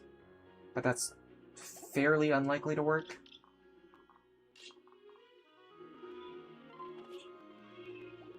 No, this is smarter.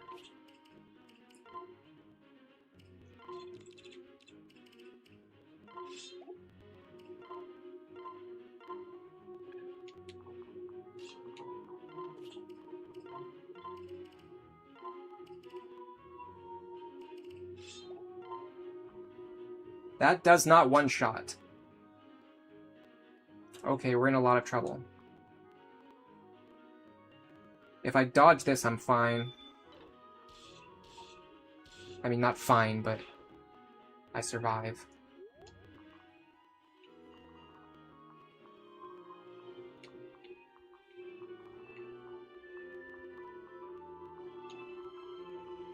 If I could get over to the other side, it would be nice, but I can't, so it doesn't really matter. I need a strength tonic, I need a hammer, I need a ton of other things, I need a magic tonic on Lisa. Yeah, I've been extremely sloppy with this. Okay, can I at least rescue her from here? Yes, I finally can reach her from here. Okay. That's at least something. It's one less issue to worry about. Is there anyone who would like to be dropped?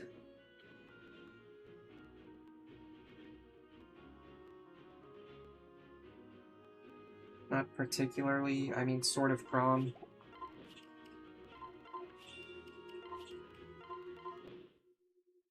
Alright, let's see how much trouble we're in now. You idiot. You absolute idiot. But it's fine. You're beautiful just the way you are.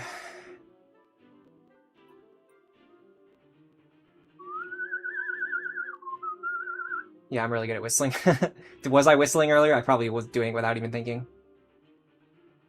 Do I think Rescue is better than older games with Warp? Warp is more useful if you're trying to low turn clear. Rescue is more useful for what you're trying to generally do in Awakening, especially on route maps. I mean, if you're on a route map instead of a low turn clear map, then Rescue is generally more useful anyway. But especially in Awakening, where most of what you need to do is like hit and run strategies, Rescue literally enables you to hit and run, whereas Warp does not.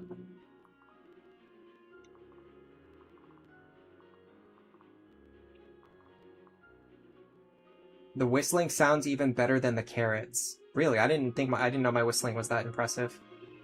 It's just something I've always been able to do. Alright, let's see what the reinforcements are this turn. Oh my god, they're coming from all over the place. Okay, hold on a second. Archer from here.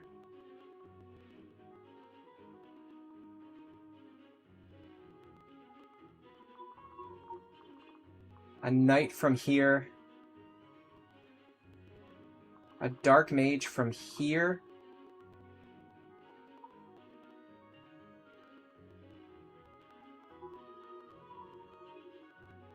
What in the world are you talking about? Why are they're written in a really weird way. They're like not written in the order where you would naturally scan. Like if you go to the wiki, hold on a second, I'll link you guys just in case you want to see it. If you go to the wiki, scroll down to the reinforcement order for turn 3, and tell me that makes any amount of sense. It's literally written in like random order that doesn't follow like it's like one comes from here and one comes from here and one comes from like here and one comes from up here and one comes from like down here, and it's like, bro, just list them in order, list them in the order of the staircases. Like, what are you doing? What are you thinking? I think, if I'm understanding this correctly, I think it's the top, middle, and bottom on each side. So top, middle, middle, bottom, bottom, middle. Maybe not. Hold on, there's more stuff going on over there. Middle, northeastern, so here and here. And also here. Yeah, they're just coming from all over the place. I don't know. They're just not listed in any order that makes any sense. There's 7 coming, so there's only 1 staircase where an enemy's not coming from this turn, and I don't know which staircase it is, because they're written in such a bizarre order. No, there's 10 Okay, so there's 7 enemies coming, but there's 10 staircases. So it's probably faster to figure... I just can't... I can't make sense of this. It's just written in an order that makes no sense at all. It's literally written in an order that makes no sense.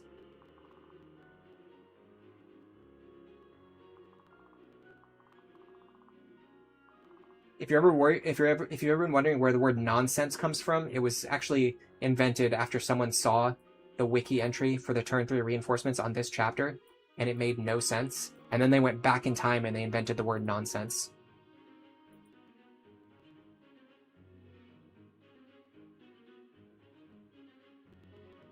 Yeah, the color coding doesn't work for me. It's too complicated to make sense of that either. You know what I'm gonna do? I'm literally gonna copy and paste this into a notepad file, and I'm just gonna rewrite it in the order that actually makes sense, so so my brain can actually parse it. Because this is otherwise utter nonsense. Okay, top left, middle left, middle northwest,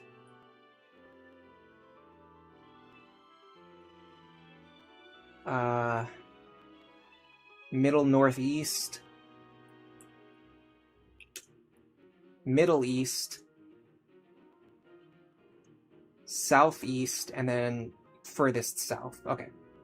This makes more sense. I can actually make sense of this. So here, here, and here. And then on this side, it's here, here, here. Nope, sorry, I was wrong about that. This is west, not east.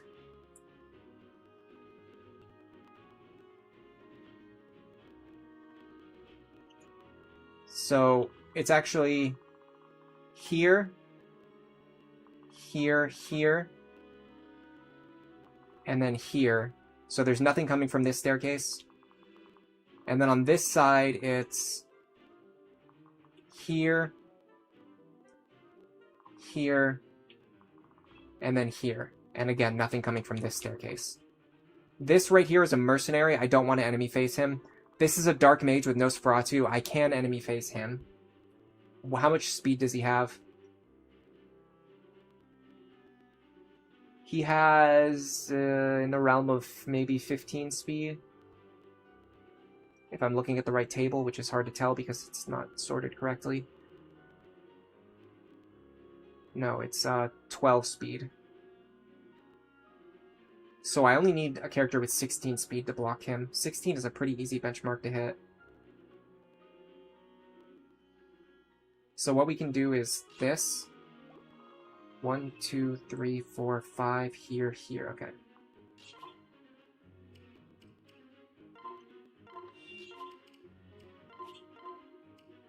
We can even use Physic.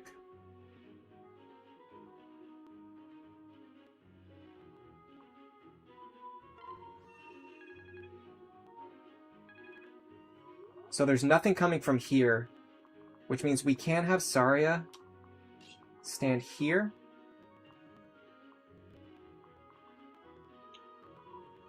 possibility of enemy phasing those guys.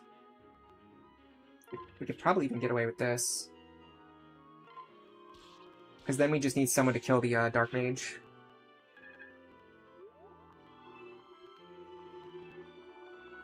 So we need to kill this Archer. We need to kill this Dark Mage. I've got to be careful, he has Vantage.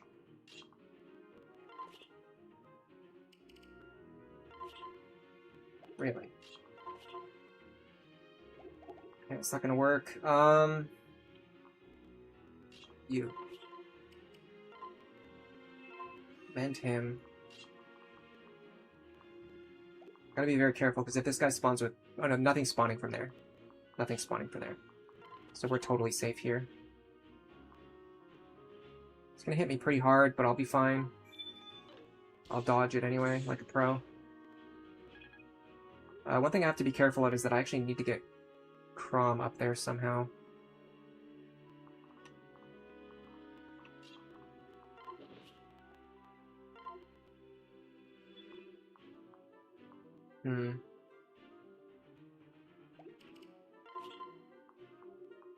Really? For some reason, Frederick is just not hitting that hard. 42. 43. What about these two?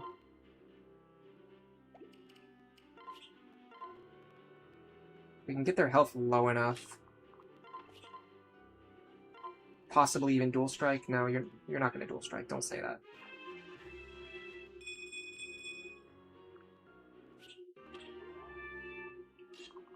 That gets their health low enough to the point where we can just pick up this kill for free here.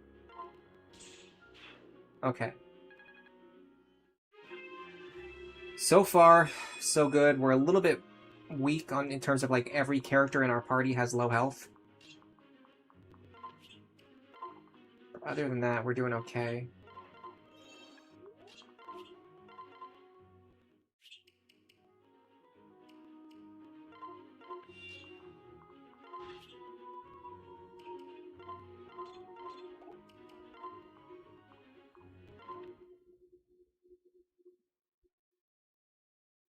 They spawn in a weird order, too. So this should allow her to pick up some experience over the wall. This will also make the right side safer for us on the next turn. Oh, we got Vengeance. I am Vengeance. I am the Knight. This should kill. And not quite. Alright, I'm gonna have to figure out this next turn reinforcements as well. I don't like, guys, I don't like the color-coded reinforcement orders. Olarin, your sister is moving this weekend. You're gonna go help her out. Alright, have fun. Yeah, there's a ton of reinforcements coming.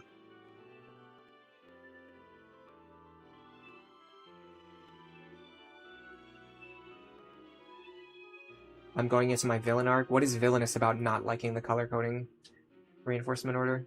It's like equally complicated to read and less informative because that wiki has less information on the enemy stats.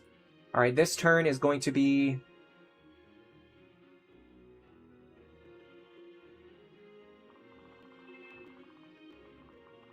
here and here, which don't really threaten us in any immediate sense, and then a mercenary from here and an archer from here. Okay.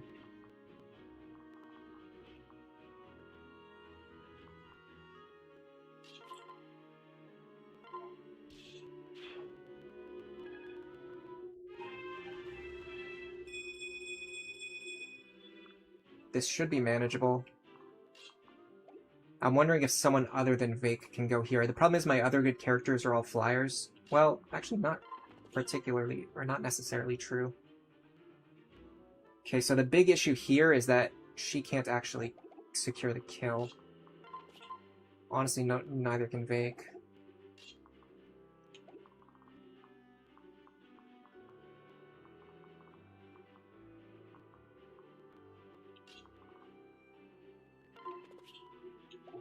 This guy can't actually get over here, though.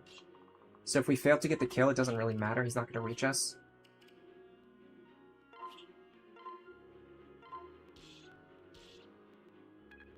It's actually a little frustrating. Okay.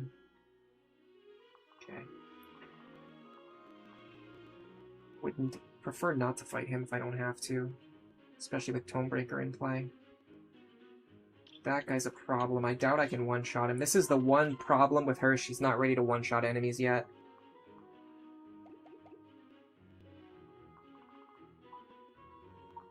Can I get her into a good position?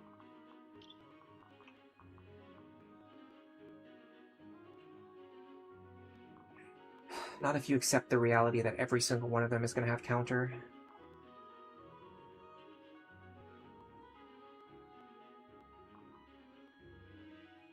Which is really just a no-brainer if you think about it. Okay, what about this guy? Vaike can probably fight him, right? 37? If I can heal him.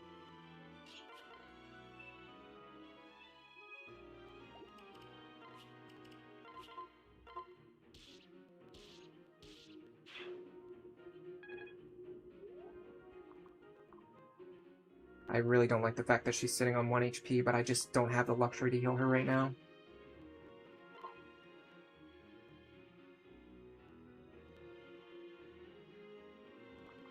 Okay, I want you here.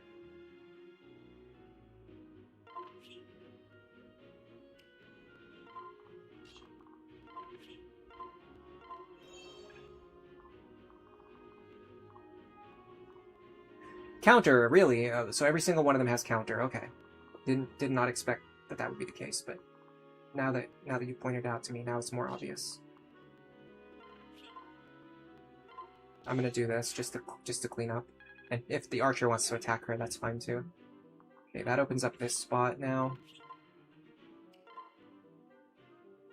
I should probably mend at this point. I'm letting his health sit very low, pretty consistently. And stand here, and now these two. Now there is going to be an enemy coming from here, so I have to be aware of what that is. But it's a knight with a silver lance, so I don't have to worry about that. I do have to worry about like all these archers and dark mages, though. This staircase is a mercenary, so I don't have to worry about him. So if I unpair these two, shouldn't cause any problems. Yeah. Excuse me?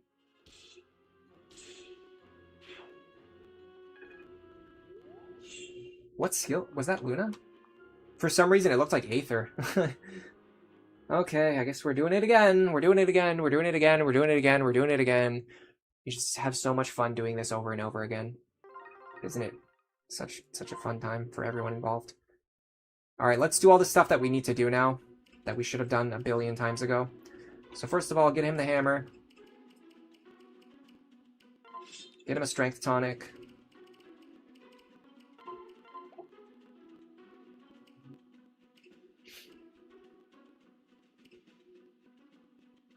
Lisa needs a magic tonic. If I have one. If not, it's not a big deal.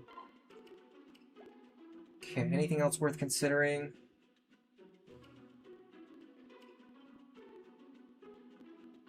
We'll probably be fine with just those changes.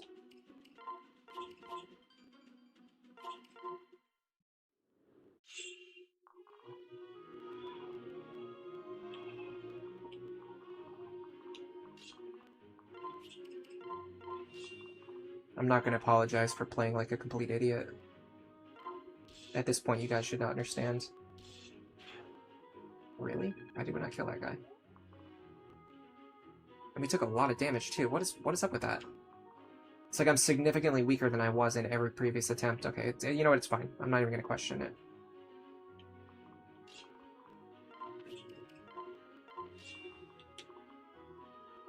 Perfect. We're pretty unlikely to get past this guy. I'll play it out anyway. There's no reason not to. This is probably about to be another reset. Just letting you guys know.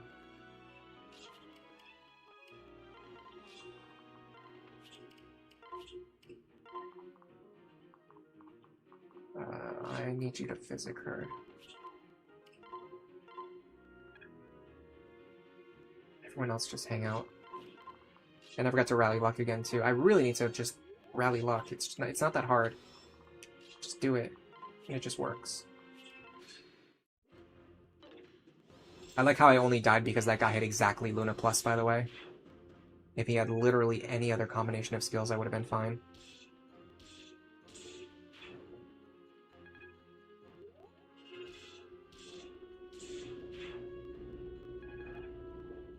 In general, I prefer not to use Nosferatu unless absolutely needed. It's way more expensive, and you can typically get away with just using other tomes. We missed the mercenary kill this time, which means we're going to be struggling to clear these enemies on the following.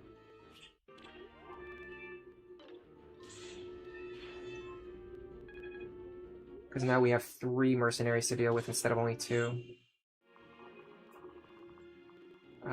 Oh, he rolled Luna Plus again. Of course he did. Shut up. Just don't even talk about it. The more you talk about it, the more likely it is that he's going to roll it.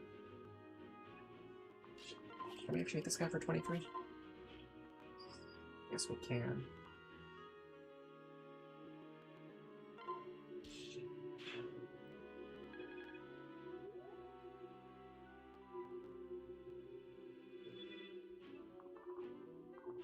Realistically, we can no longer rescue Kiel now, because that just ties up Lisa's action. I should have passed her over to Trish before anything else, but then she also needs the magic boost from Rickon to be able to reach anyway, so none of this works. We'll be fine. How close is Frederick to doubling these guys, by the way? He's actually close enough where a speed tonic would make the difference.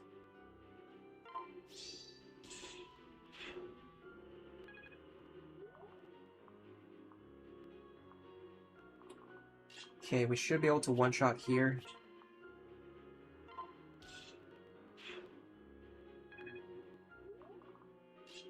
Looks like the strength tonic is only needed if they roll exactly defense +2, by the way. So again, that was just us being screwed over by bad skill RNG.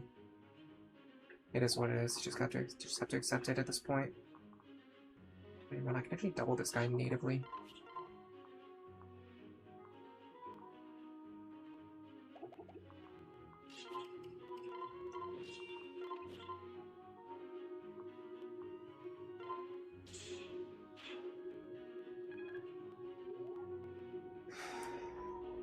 I might actually be able to get out of this.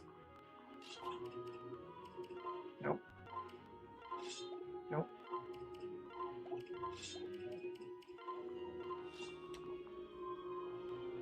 Yeah, I think I can actually get out of this. You kill here.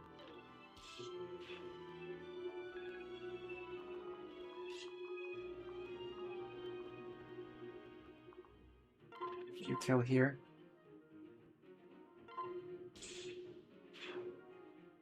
This frees up Rickon's action. Now I can go grab.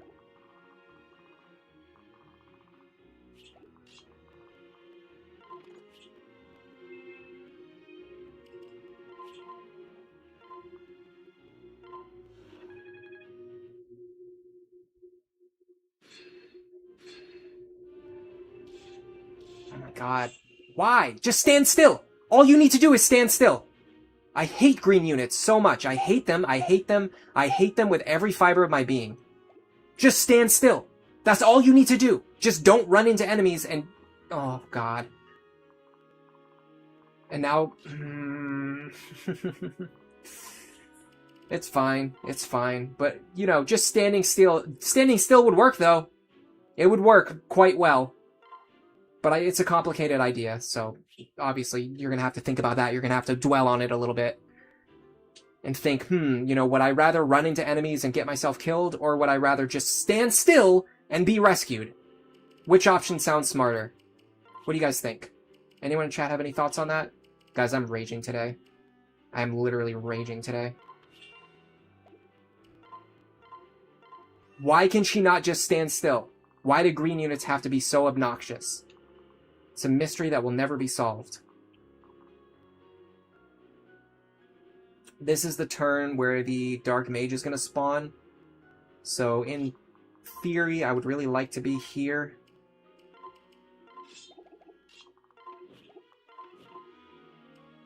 I don't think I've ever yelled that loud on stream before.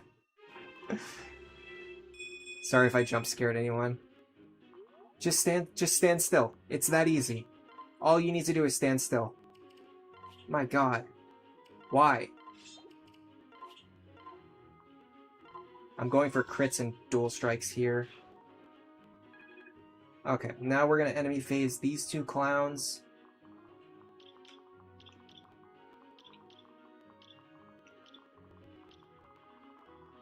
I've said this before, but I think I hate green units more than everything else. I hate them more than ambush spawns. I don't know if I hate them more. Honestly, I think over time I've come to hate Aegis and Pavis way more. They're obnoxious. They've always been obnoxious. Great Shield in FE4 is like one of the worst things about that game. Like, there's literally nothing good about Aegis and Pavis in any game that they exist in.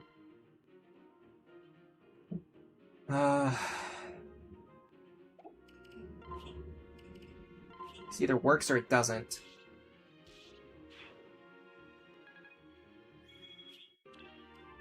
Free bullion.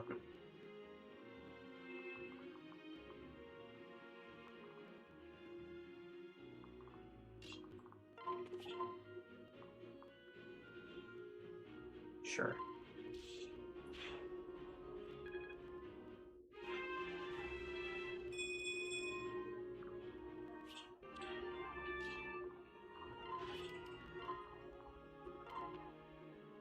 Okay, can I dance for anyone whose turn actually matters? Yes.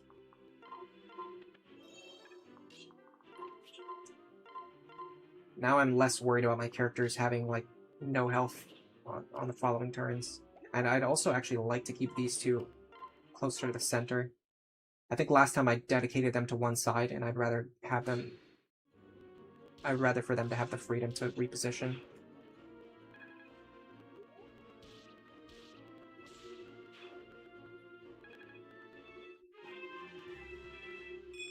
It's not as bad as an MOBA or team-based shooter where you have green units as your own teammates. I'm sure there's people in real life who are just as dumb as green units. I don't know, honestly. I don't think there's a... Bro, are you kidding me? I didn't equip the hand axe? Oh my... I was raging so bad last turn I didn't even equip the hand axe. We're here. We're doing our thing. This is just beautiful. This is beautiful. This is what beauty looks like.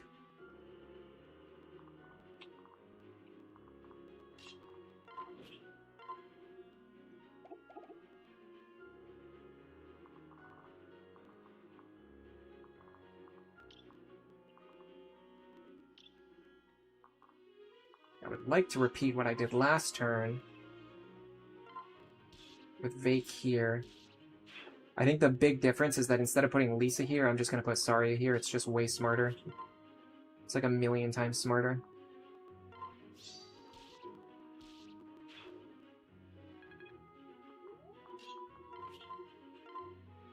Look how much more intelligent that is. Alright.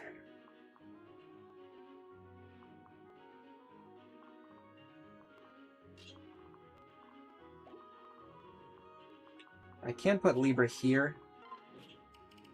If she wants to attack him, I don't really mind that much. I think you need to go here.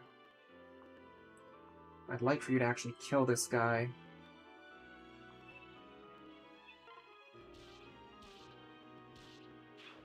There goes the Dying Blaze. We're at D rank now anyway, it's less important. You know what, actually I changed my mind about something. Oh, there's some kind of overlap going on here. Oh, it's him. Yeah, we're not going to be able to punch through these guys. Just get out of here. Yeah, I changed my mind.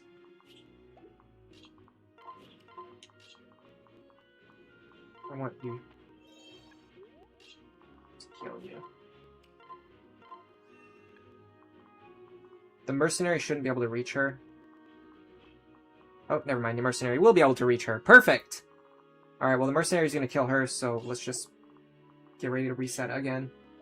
I might be too tilted to continue playing at a reasonable level. It's very clear that I'm just repeatedly making extremely stupid mistakes. Oh, he got Luna Plus. I'm surprised he didn't also get Counter. That was the other skill he needed to screw me over.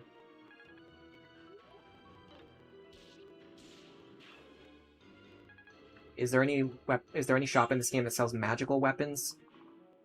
I don't think so. I think you have to use the spot pass, and even then I'm not 100% sure if any of the spot pass shops carry the magical weapons.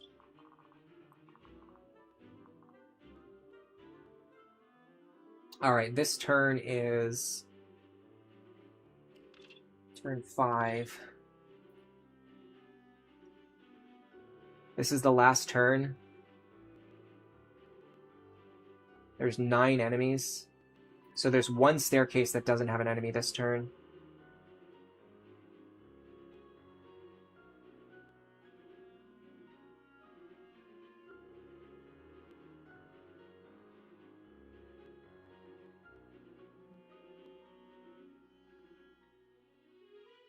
And I think it's this one. Yeah, there's no enemy that spawns in this room.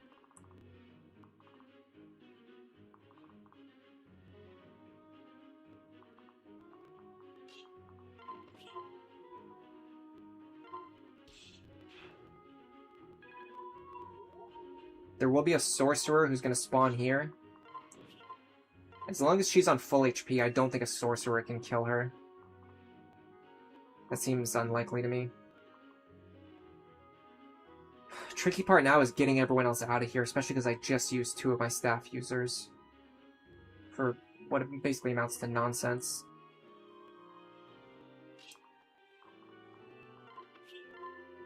I guess I can actually...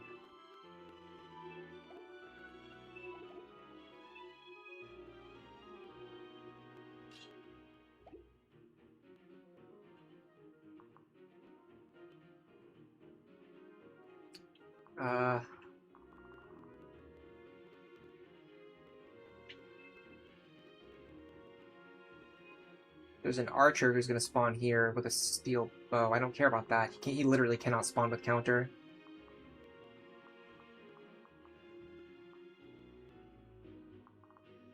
If Vaike stands here, he can enemy phase the archer. What's spawning here? A sorcerer with... I definitely don't want to enemy phase the sorcerer. So let's stand here. There's an archer who's going to spawn. We can enemy phase kill him. And that's one less character we have to worry about getting to safety. If we do this and this more or less guarantees everyone else's safety.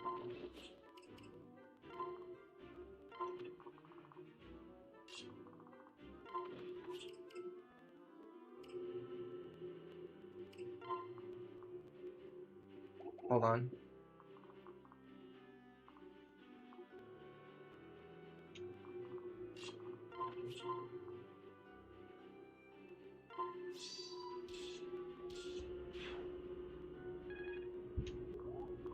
There's a reason we did that.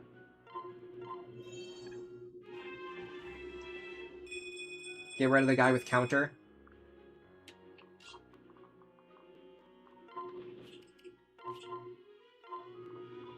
Rescue Olivia.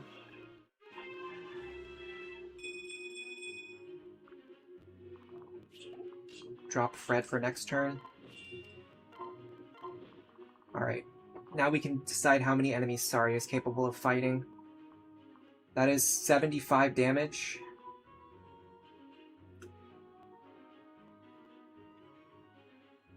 She can fight both of those guys.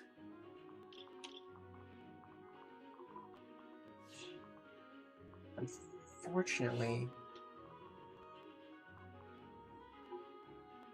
should be possible if I just back up.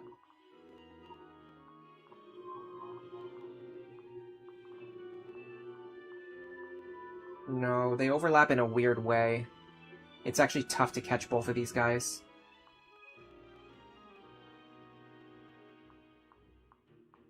I have to either stand here and only fight him, or stand here and only fight him.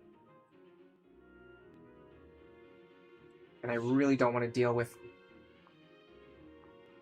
If I move forward at all, I end up fighting a bunch of enemies that I can't take 4 attacks. I could take 2 attacks. I can't take 4 attacks. I could use Nosferatu, but this guy has counter, but he's going to attack me at 2 range. So the next question is, can Nosferatu work? That becomes a more difficult question. That's 75 plus 42 plus 25. That's 142 minus 22 minus 22 minus 22 minus 15. That's 61 damage. We need 24 points of healing total.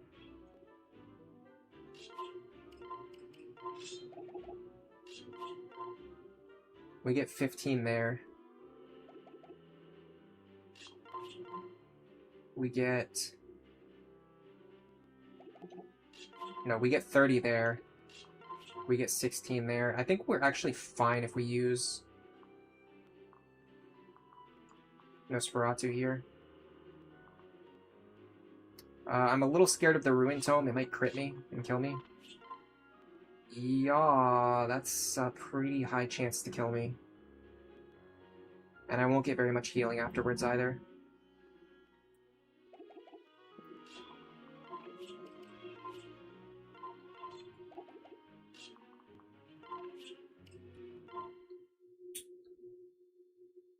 Okay, well, the wiki just lied. So the wiki straight up just lied. That's always fun.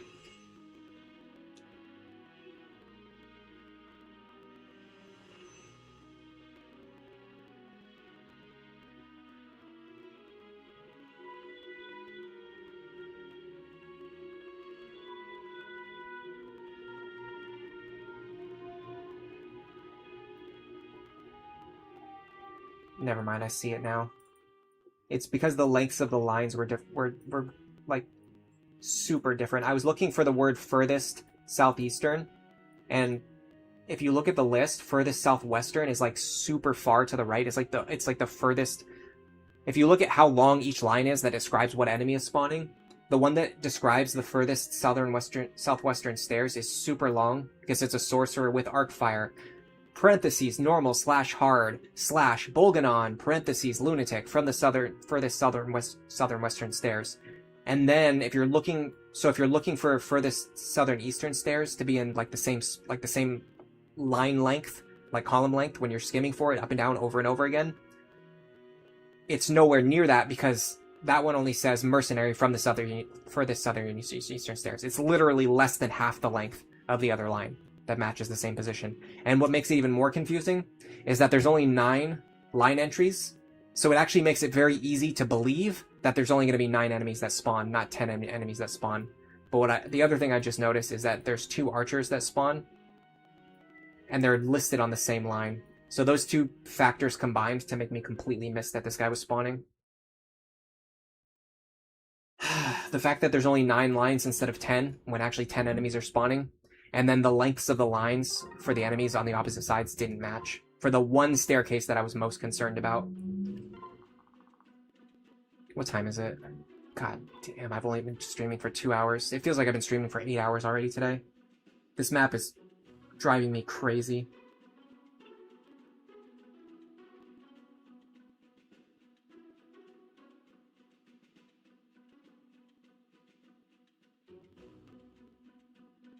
Yeah, I noticed that he could double with the just the speed tonic instead of the Ephraim's Pike. On the other hand, if we're going to double anyway, we're probably going to be using the Ephraim's Pike.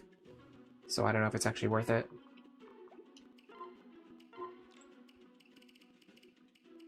Yeah, I have a bunch in the convoy, I'll use it.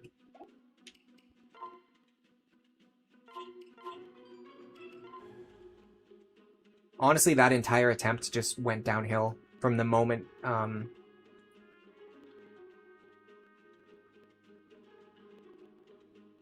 Yeah, you can get 11 swords from Priam's shop, which means they probably do sell them in the spot pass shops too.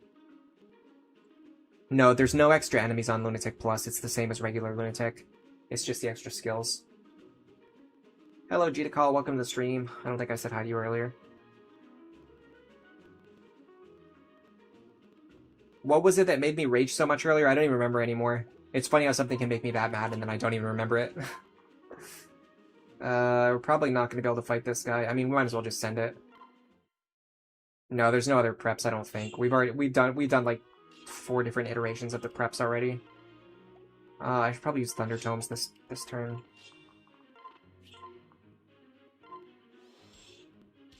Okay. If you can get a good dual strike on that guy, you don't have to worry about taking a hit from him. I forgot to rally luck again, too, by the way. It's so easy, so obvious. But if you're a complete idiot, then maybe you forget it over and over again. And it's very easy for me to do that, because that's what I am. Again, we kind of need crits here. We don't need them, but we'd like them. Didn't get any.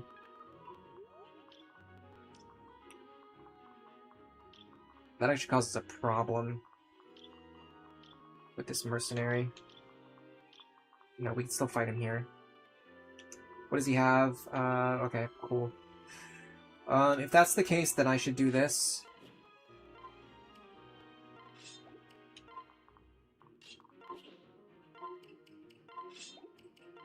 And I think we can double him, question mark? What about you? I doubt you're... Yeah, you're not separated from anyone.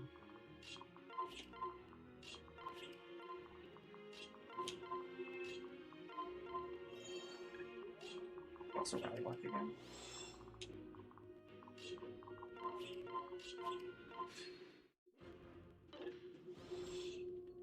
This should actually technically be better for the mercenary.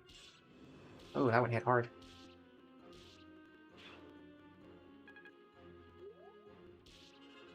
Yeah, Kiel. Yeah, the stupid green unit behavior. Ever since I saw Kiel do that, and it just... Even though I knew she was going to do it, it still made me angry. It made me so mad that I just like constantly kept making misplays for the rest of the chapter.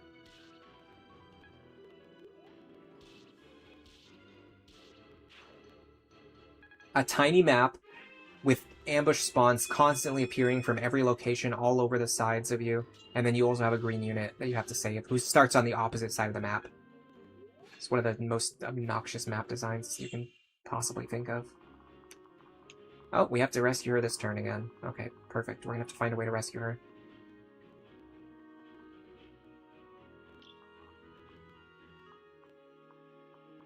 I'd also very much like for someone other than Saria to kill this guy. Nope. Nice try, though. I just realized Levin Sword didn't work there. Okay, perfect. We're even further in the hole now. Well.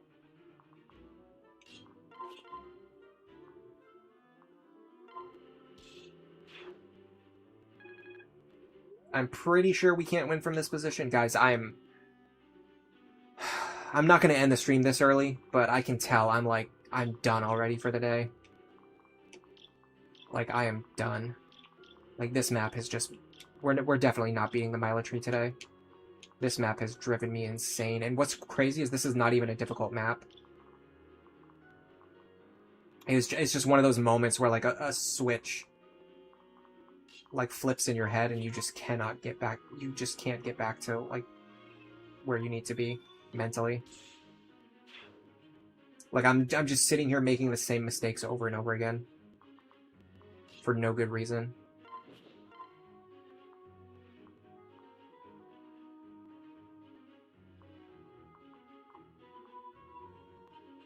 Yeah, like, we have to use the Ephraim's Pike anyway, so the speed tonic doesn't really help us.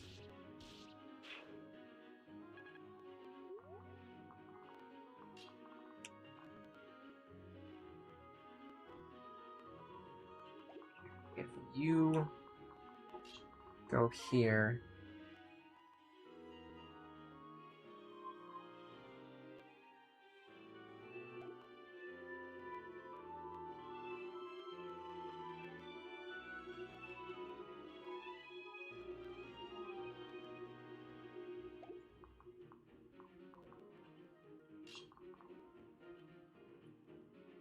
How much strength do I need?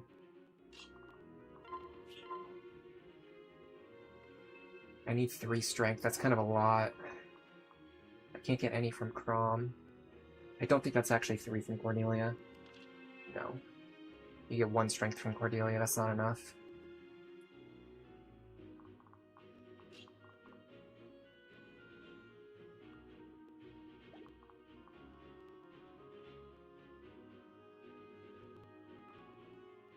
I just don't have enough actions to clean all these enemies up anymore.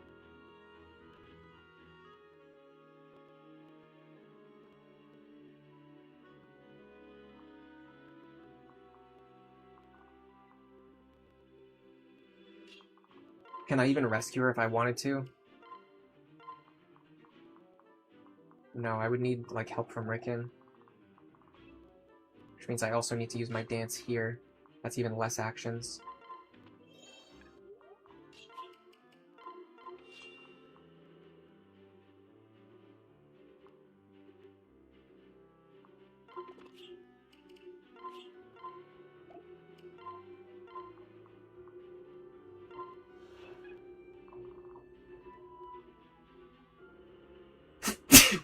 Excuse me.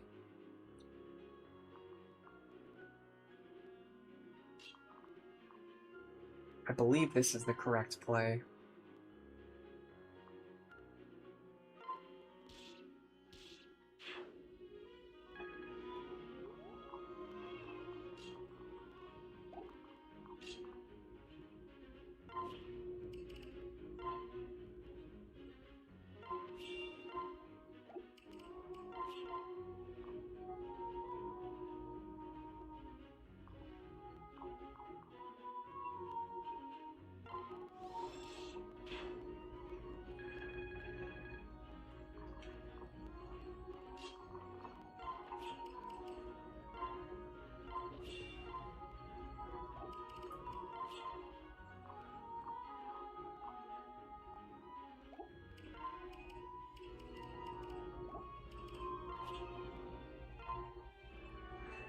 We either need to crit or we need to dual strike.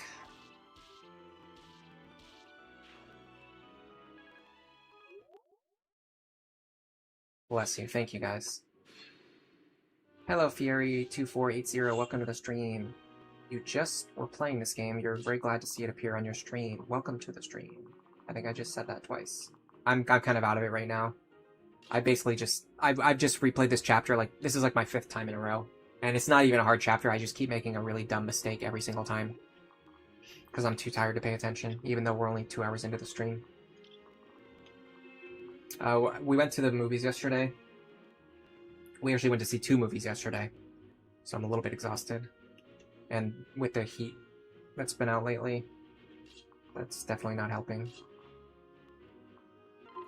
It's very hot. This guy's got a very obnoxious skill set that I need to worry about. Is there any way I can kill him? Use the Dying Blaze. Rather not. What about this?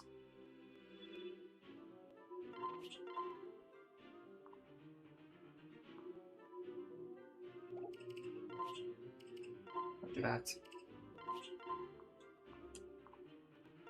I could use the Ruin Tome here to increase my crit chance even more. Alright, here's one issue. We need to get Crom all the way up there, and we need to kill this archer. And we probably need to do 80 other things. I don't know. Hold on a second. I don't need to get Crom up here. I can do this. That is a huge deal. That saves me a ton of actions. That literally saves me like 3 actions getting Crom up there and getting him to do the recruit. It's more important than it sounds. Or more important than it seemed on the surface. You here.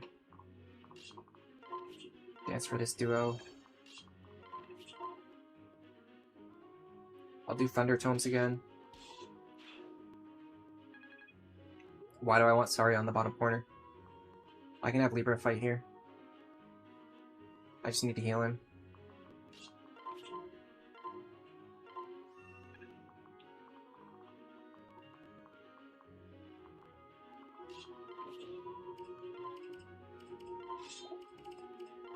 just like this.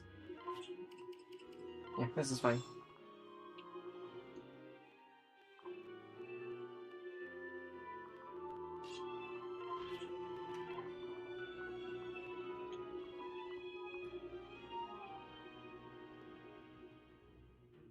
Switch these partners.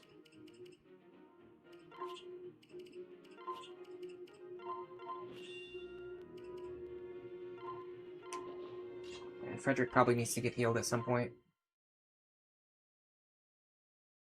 No, the archer doesn't spawn this turn. It's next turn.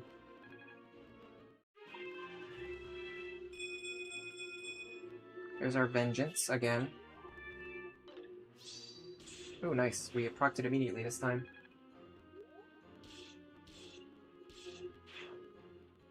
Yeah, so the archer spawns this turn. Like, not this turn, but like the next turn. Like the turn that I'm about to do. See, this is where the mercenary spawns. So we go down here, we kill the merc. And then next turn we do the archer. I know what I'm doing. Don't worry. Although you should be worried because I'm constantly making a billion misplays, but other than that, I know what I'm doing. Right. Perfect, he spawned with freaking Avis Plus. I'm also standing in the right spot so that I don't accidentally stand in range of this mercenary this time too.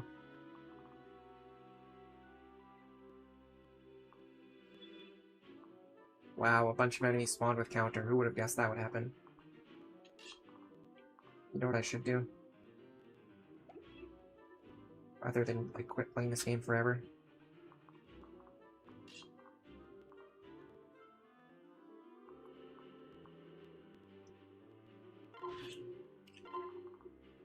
Maybe I can get Kiel onto this staircase, and then I could just do the exact same plan as last time, but actually block this staircase so that nothing spawns from it.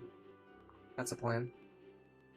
The other plan would be to just have everyone start retreating down here, and then just funnel the enemies, but the problem is there's actually not that many good choke points. Whereas, like, capturing this tile here gives you access to this choke point, which is way more helpful.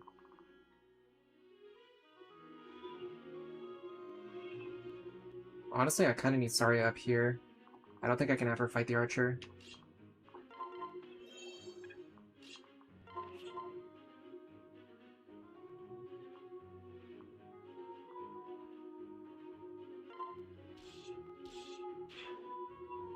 Because she needs to fight this guy. Because Vaike can't do it. Because he spawned with Pavis. Alright, who can fight the archer? I mean, realistically, Libra can.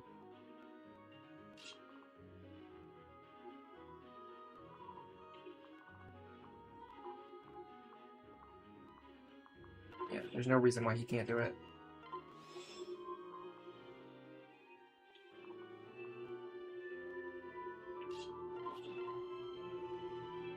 I'm very careful about this guy. I can one-shot him, though.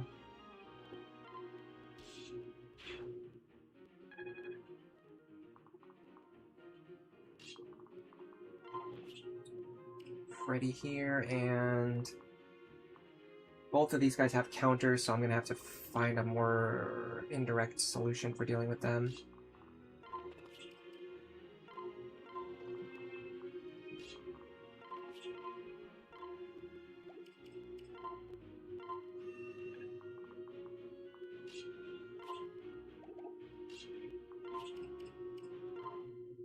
Alright, we should all be fine this turn. Oh, did he? He spawned with Pavis? That's cute. Oh, and I missed, and I missed, and I missed, and I missed.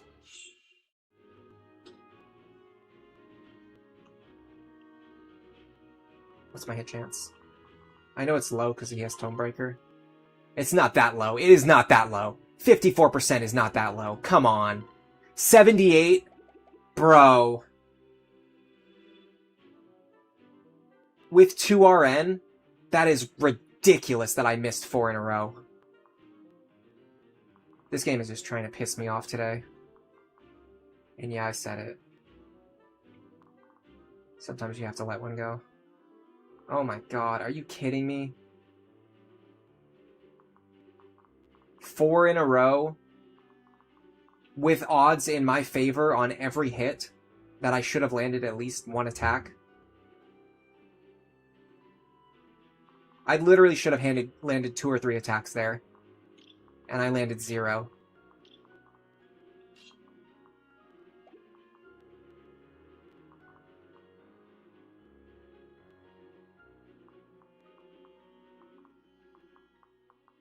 This tile is extremely threatened.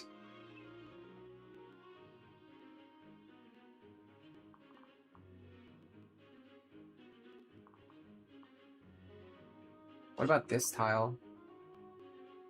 This tile might be safer than it looks. No, because of him. This tile's actually pretty safe. Problem is we get hit by this guy again, and he will deal 23 damage to me. Which is a lot.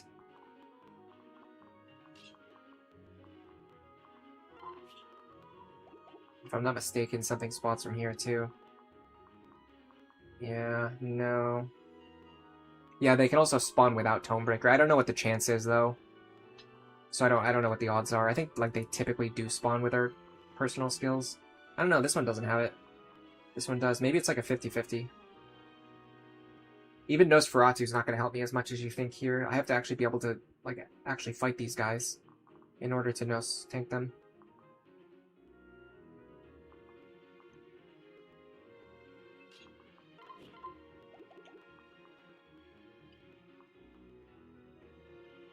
So this is one area where the Speed Tonic actually helps a lot.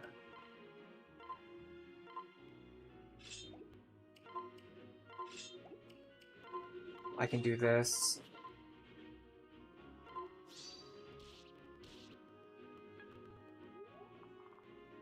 You didn't think you were going to get a dual strike, did you? Not with your S-rank support partner. That's absurd.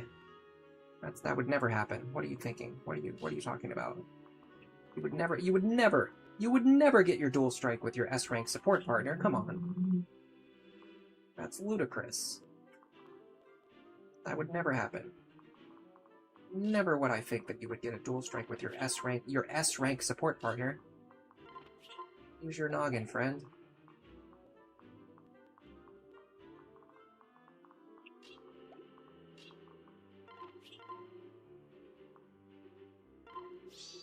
I'm just out of it today. I'm so done. I'm so done with this.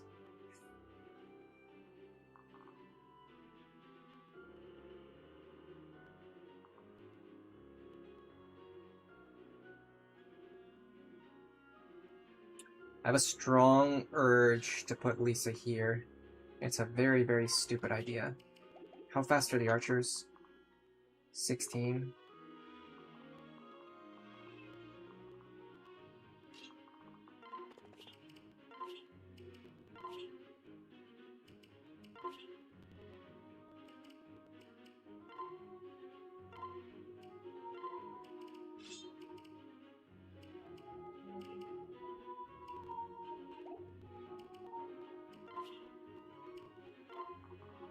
Fine.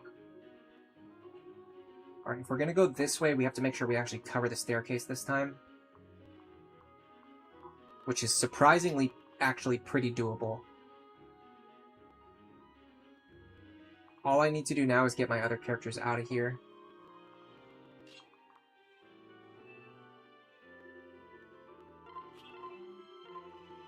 So first we rescue you.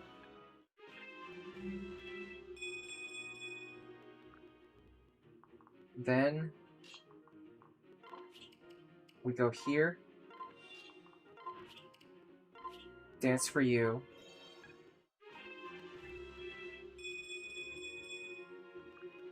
This allows her to pick up this kill.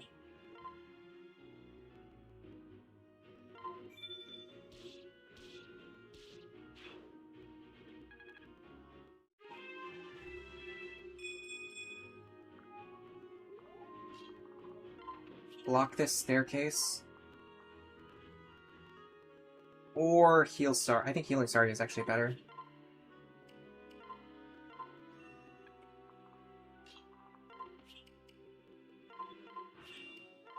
My only concern now is this guy. What's coming from this staircase?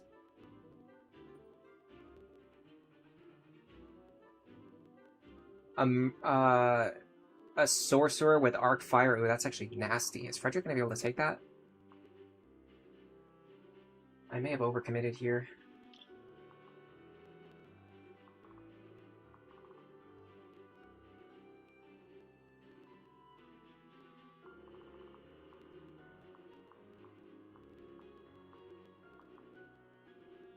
One thing I can do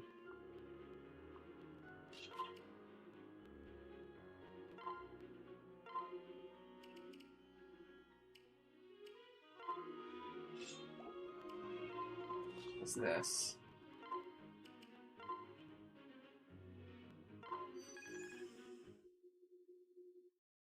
This should keep Frederick alive. Yeah, in fact, I'm actually more worried about Vaike surviving now. Did he roll exactly Luna? And still couldn't get the job done? Also, the wiki, again, lied. This is not an archer. Well, it's probably just me misreading it again.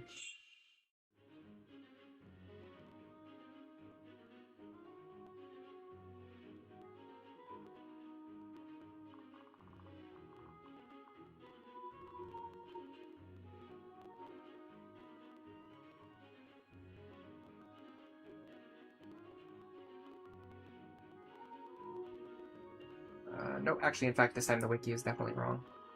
This general should have spawned here.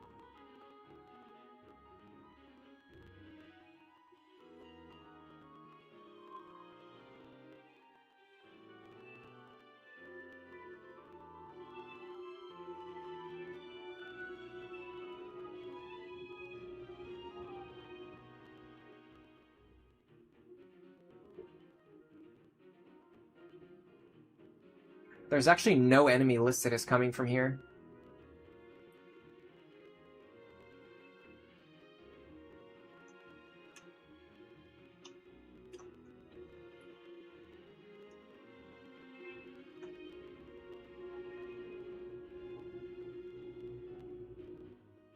Yeah, this is actually wrong. This general is listed as coming from here, and then this sorcerer is also listed as coming from here, and they don't have enemy list, and they don't have any enemy listed as coming from here. So this was actually this actually was a mistake on the wiki's part, not my part. For once, it was actually not my fault. Luckily, Lisa's a beast, so she survives anyway. If anybody wants to update the wiki, hold on, I'll link the page again. If anybody wants to update the wiki, if you go to the turn 5 reinforcements, scroll down to the turn 5 reinforcements, what you're going to see is that the general is listed as coming from the Middle Eastern stairs, and the sorcerer is also listed as coming from the Middle Eastern stairs. It needs to be rewritten so the general comes from the Middle Southeastern stairs. Those are two different things. If we stand right here, we actually survive, which is kind of funny. Can this guy kill me, though? 41. Minus 9? Well, he can't actually kill me. I could actually stand here for a turn. I'll consider it. I'll wait and see if I need any rescues or anything like that. Yeah, so the big problem now, which is, this is what I was worried is going to happen, is we don't have any good choke points anymore. Because we couldn't get into any of these rooms fast enough.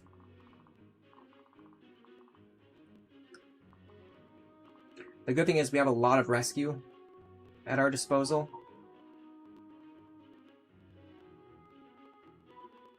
So let's start chipping away at the guys with counter, which is, of course, all of them. Ruin is pretty nasty, too. This guy's counter. Oh, this guy's counter, too. Okay. It's funny that he would have counter as well.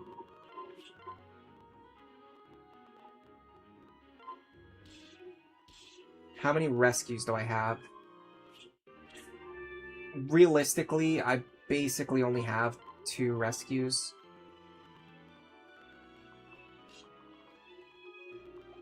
I also need to be careful about how far I'm actually going to be able to reach. And also Vaike's HP is quite low.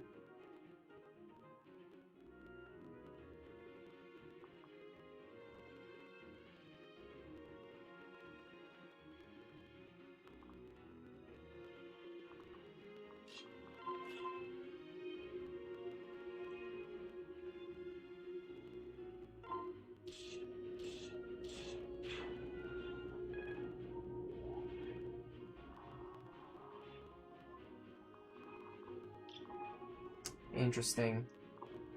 Sorcerer is actually the only one who threatens this square. What if I have Robin? I doubt I can take a spear and a Nosferatu. I was thinking of rescuing Saria up here and having her fight these two enemies, but I don't think that'll work.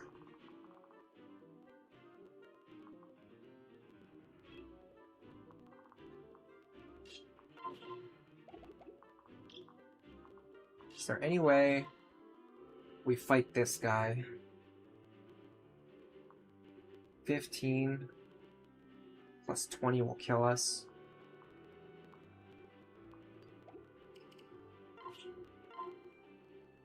It's 27 plus 14 will kill us. 34 will not kill us. We will survive on 1.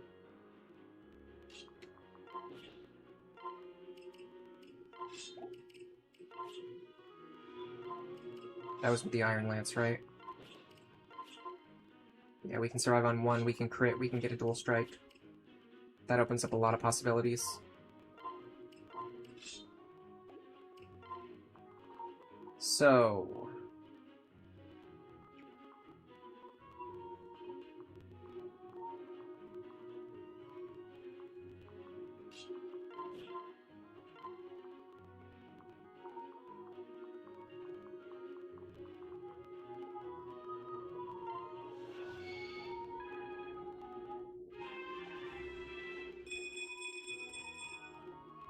Great level up, too. I noticed Libra actually has, like, really good...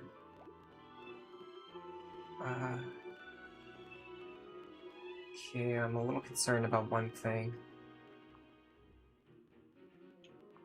I don't know that I can actually rescue Vaike.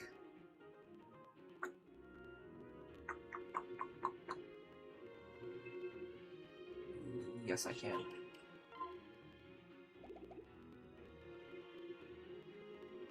The only problem is, it's gonna put him in range of this guy. He's gonna try to kill him.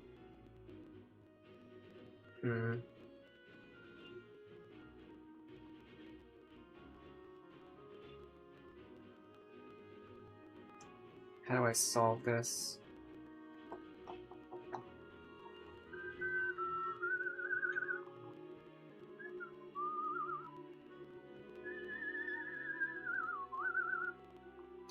Let's see. I've got ideas, but none of them are very good.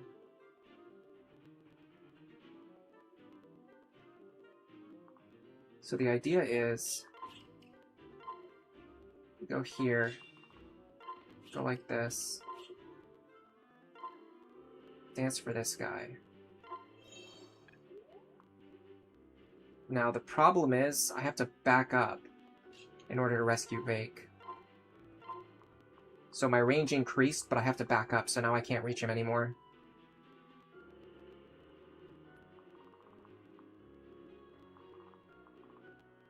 Can I rescue Lisa? I can. Okay, we're gonna have to do a rescue into a rescue. Is this the only way to reach Vaike from here?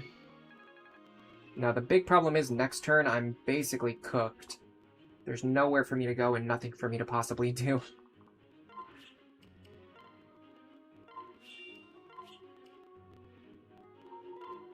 I should have healed Saria there. That was a huge misplay. That's gonna bite me next turn. I specifically have, like, no staff uses left. I really wanted to keep Lisa up here if I could, because it would have kept a bunch of enemies busy. Now we're in a much worse position. Is there any way we hit for 28? 27 Ephraim Pike. 27 Silver Lance. I could javelin him from a square back. In that case, I'm only threatened by Thoron, which probably kills me. 40 minus 5.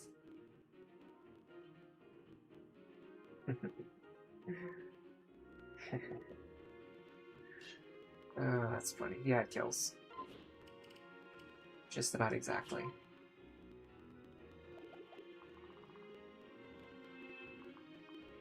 Okay, what if I focus on getting rid of enemies with counter instead? This guy. Can we actually kill him, though? Of course not. That would make things too convenient. Dude, I am getting bullied by this map. Probably because I'm trying to do it a little bit sooner than I should be. But the payoff will be huge. Also, at some point, we just, like, have to fight this guy. Like, there's nothing we can do about it. I guess the idea is you use Robin here. Because we absolutely have to. Like, I want to use Sari as much as possible, but, like, you just have to use Robin here to kill this guy. Is that kind of the conclusion?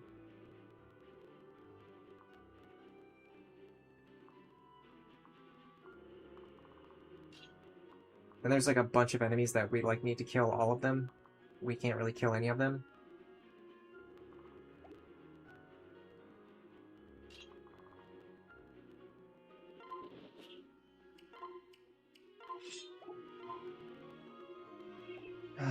I mean, that's 17. That's 32. That's 49. We can actually kill here if we get a dual strike. Or, I think, yeah, no, it has to be a dual strike. Luna's not enough. So that's one difficult enemy down.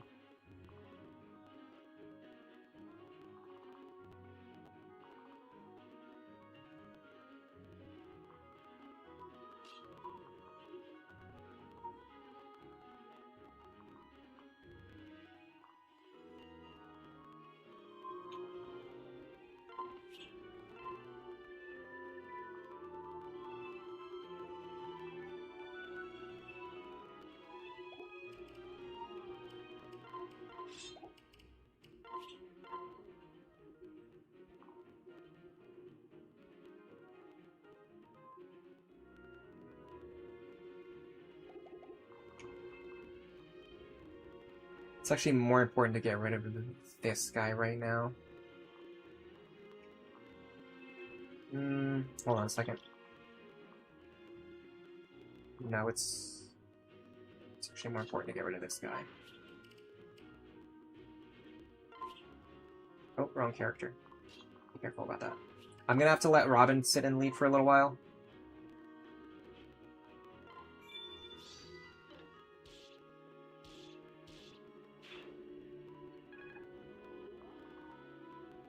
Okay.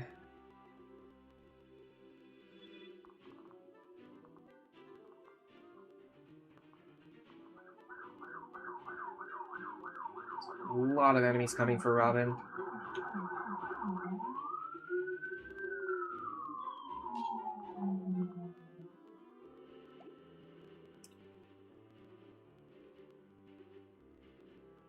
What I'd like to do is...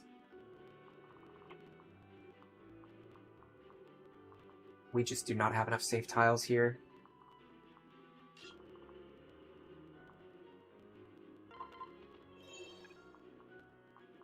Robin needs to kill you right now.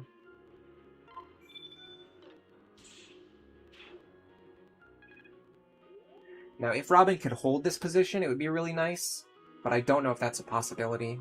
I'd have to fight all of these guys. 42, 37... 47, that's probably going to be counter damage, which means it probably has no chance of working. 25. 27, also Luna. Okay, there's only one guy with Luna. Let's calc this first. 36, 36, 31, 31, 31. I gotta be careful because none of these guys aren't all dealing 31 damage. So I'm not actually getting as much as I think I'm getting. Right? Case in point though, I'm taking very little damage. But I have to be careful because it's going to be a little bit higher than I think it is. This guy will damage me.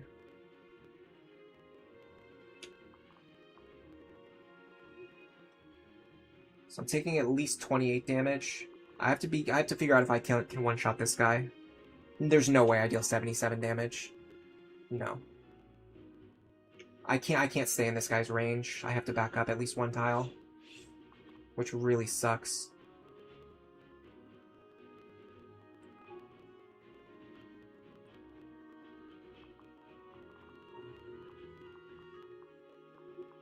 So Lisa here. Rescue Frederick. Now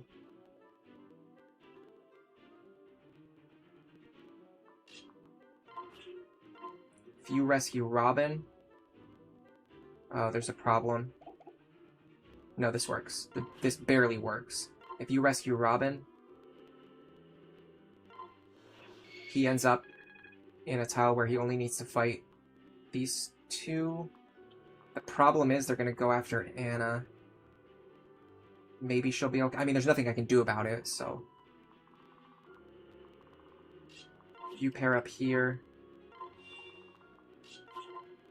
Rescue her into the corner. Problem is, I think next turn we just game over anyway.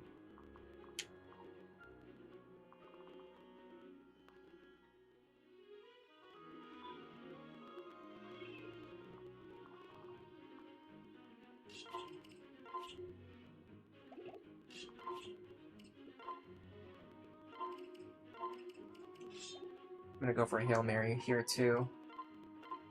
Alright, let's see how this goes. That might have actually just saved Anna. And also probably increased our damage output too. Well, no, because if they saw Lethal on Anna, they would have double attacked her. The problem is now we're still trapped in the corner with no possible way of getting out.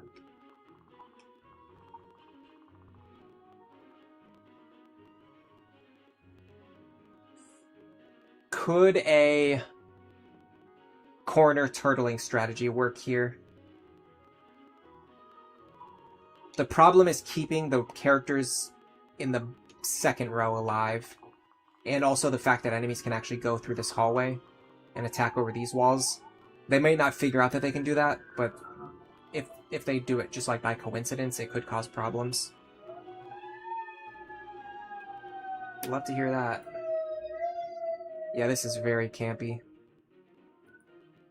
Robin is aura farming. I mean, I'd rather be getting this experience on Asaria, which we probably could do. We're definitely trapped in a corner. This was not intentional. If I was doing a choke point, I would have tried to get in here. Getting in here would have actually been pretty nice. Yeah, having to use two different sources and look up all the information and like mix and match it is just so annoying. There's another problem with doing a corner turtle here. And it's actually not immediately apparent, but it's because of the number of units we have.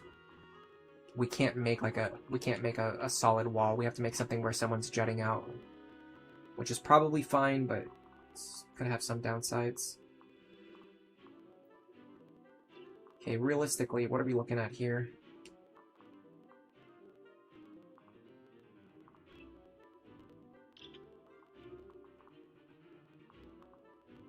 This guy's a huge problem.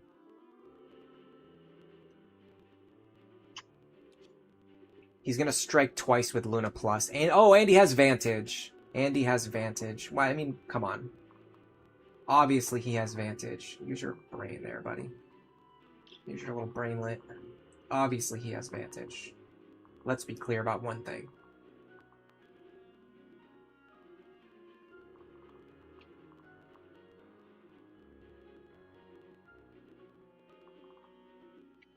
Does he have Tonebreaker? Okay, he doesn't have Tonebreaker.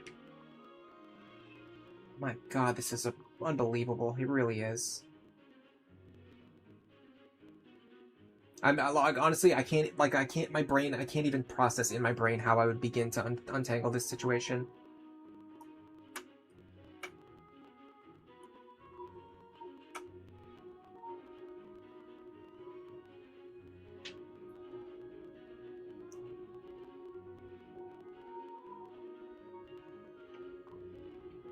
I don't think I can survive the number of attacks that are coming, even with my best tanks. That's the number one concern right now. This guy right here can probably kill any of my party members if he attacks them, which is a problem because he has Vantage anyway. So when I try to attack him, he's just going to kill me anyway. He's going to deal 36 damage, minus 15. I mean, he's only dealing 20. He's dealing 21 damage to Robin twice. He's dealing 42 damage to Robin. That's most of Robin's HP, just from this one guy right here. Like, I have to get out of his range, but look how far he reaches. I can't. I literally cannot get out of his range.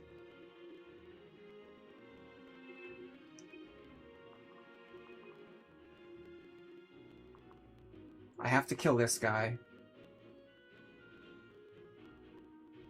It might be easier than you think. This guy's...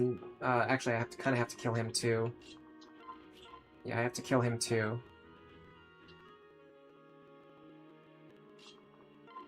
I can do this.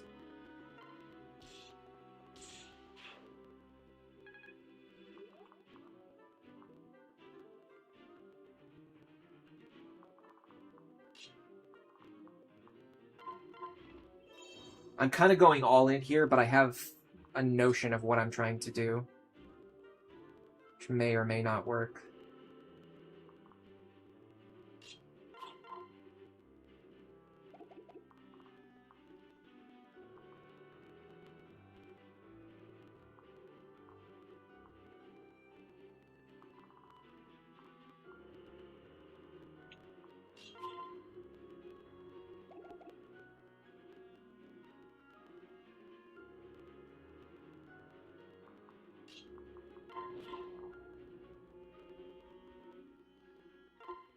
The idea is, if I can kill enough of these guys, I can free up space in the corner.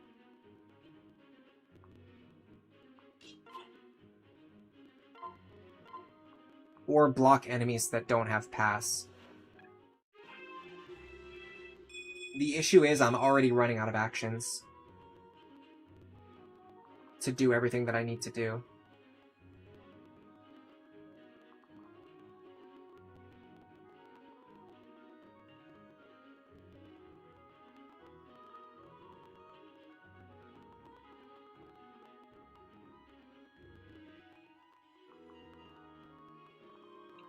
I'd like to kill you if I can.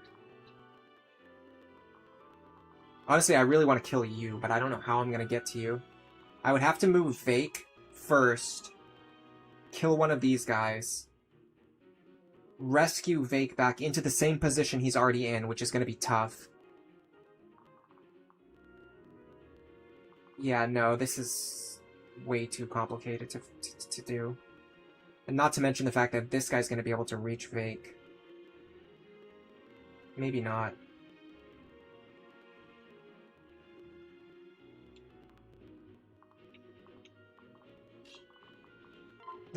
The other big problem is that I have no way of getting healing. Okay, so Vaike kills here.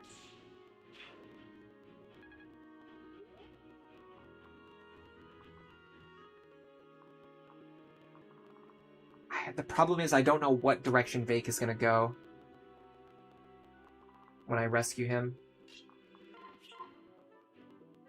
Okay, this is very unlikely to hit me. But I still have to kill him because otherwise he's going to attack my other characters.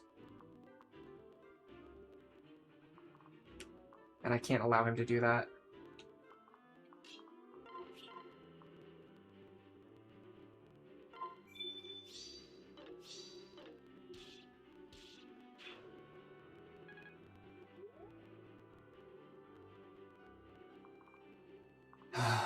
Okay.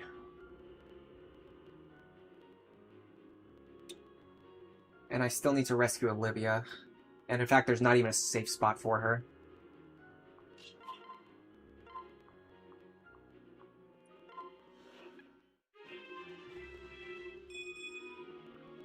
So the only thing that saves Robin here is if the enemies focus on attacking Vaike and Anna. I also can't get a hand axe back into his hands. Alright, let's see what happens. I have a feeling they're going to kill Vaike or Anna. And even if not, I feel like Robin's just going to die from being too far forward.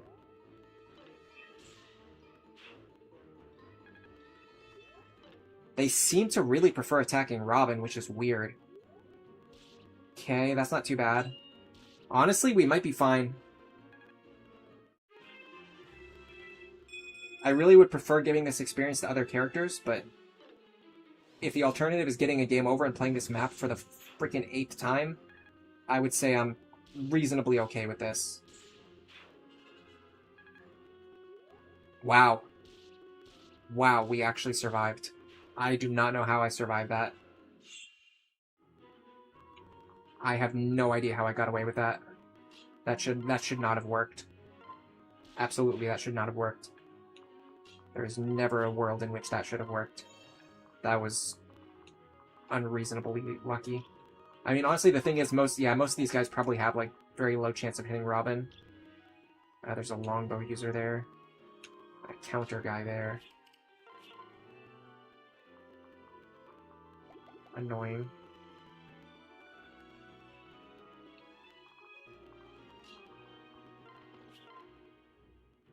Oh, does he?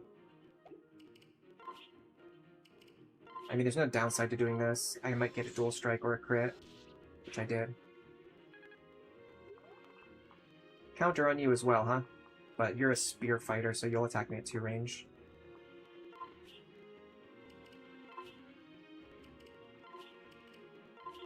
What I'd like to do is get a crit or a dual strike here.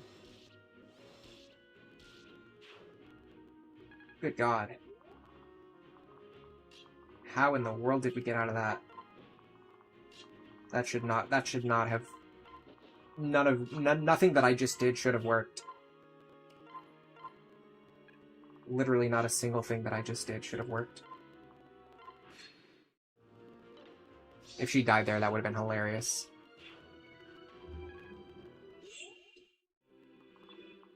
Yeah, so my idea was to put Robin as far forward as possible, kill the enemies who could reach my back line, and then just, like, kind of hope Robin can survive here, and then hope the leftover backliners could survive. And apparently it actually worked, which was very fortunate for us. Anna's really good, by the way. Anna and Libra are both extremely good units. Like, no matter how good you think they are, they're probably better. It's kind of incredible how good they are. Alright, I can kind of take it slow now. Bask in the glory of everything that we just witnessed.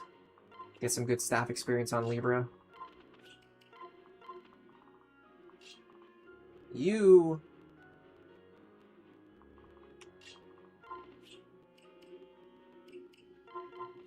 are an idiot. If she died there, I would not have raged. I would have laughed my ass off.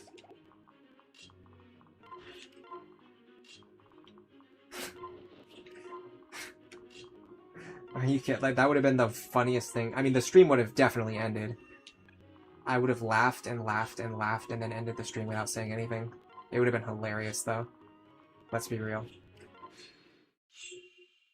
The boss is patiently waiting in the corner for Kiel to duel him. That's not happening.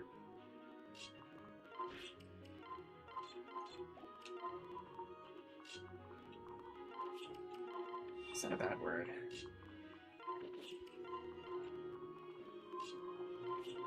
Just pretend you didn't hear it.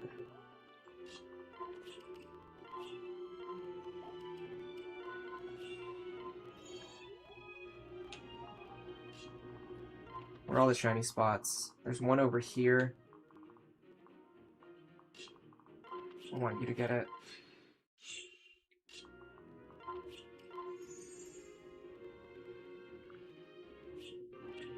Weapon proficiency actually matters, surprisingly.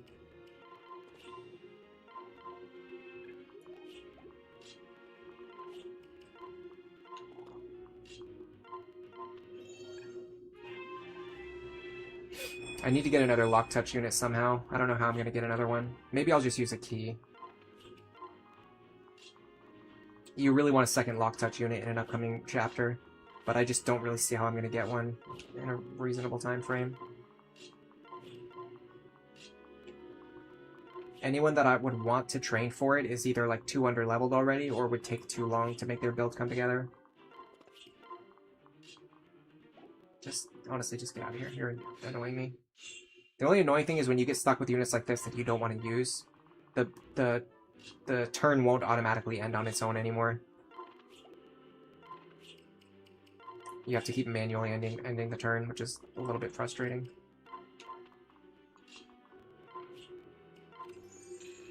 Am I going to get renewal on Liber before I switch to Sage? I don't have any plans one way or the other. It's just going to depend on if I get enough experience or not. I probably will, honestly, because I'm staff grinding him like crazy. He's like my main staff grinder right now.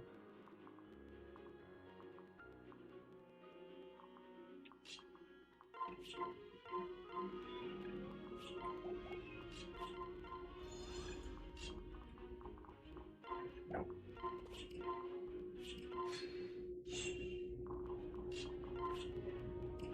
Experience. A-rank tomes, I won't complain.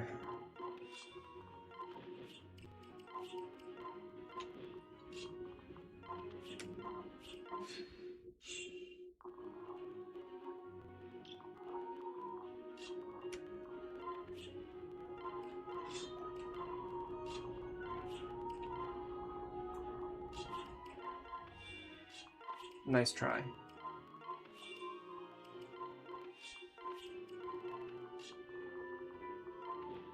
Isn't there someone who needs to be healed? Oh, it's Anna. Get over there.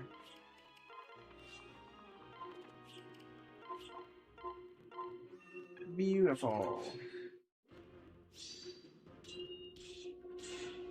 Actually, I wanted to not crit there, but it's fine.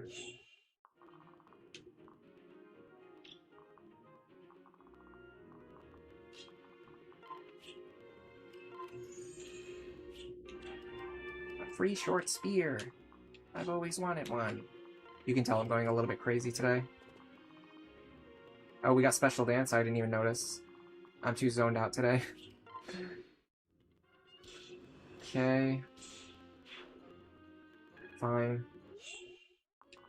What do you have? Nothing particularly scary. I think I'm gonna...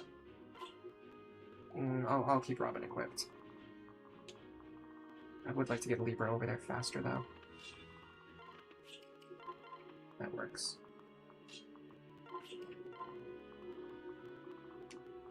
And come back over here.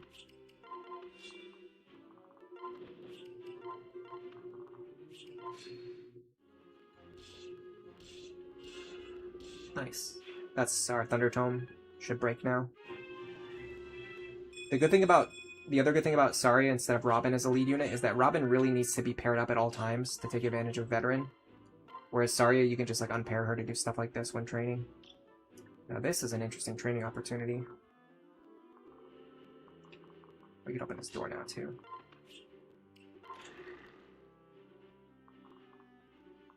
It might actually take me multiple turns to kill this guy. The only thing I'm scared about is how hard he's going to hit me. 29. I mean, he can't kill me.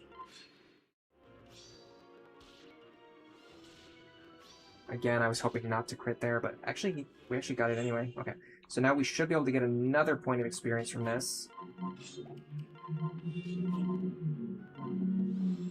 Beautifully done. And we're going to have her fight the boss, too. It's either that or Vaike, but honestly, Vaike is, like, already based. Honestly, she kind of is, too. The difference is, they have, like, she's a little bit faster, but he's significantly stronger in terms of, like, strength score versus magic score.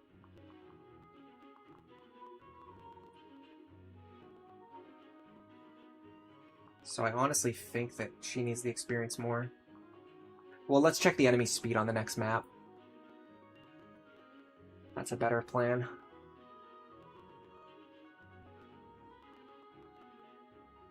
Smoldering resistance. And let's keep in mind we're going to have specific parrot partners too. Nope. So in the next map, enemy speed is 21, we double that. 17, we double that. 19, we double that. 21, we double that. 16, we double that. 21, we double... Yeah, okay, so we actually double everything on the next map already. So speed is not a concern in the immediate term. So what we should be training for is Saria's like defense, attack power, and stuff like that. For her to be able to tank more effectively. Because Vaike can already tank effectively. Saria can fight effectively, but she cannot tank effectively yet. She needs a little bit more defense. A little bit more HP.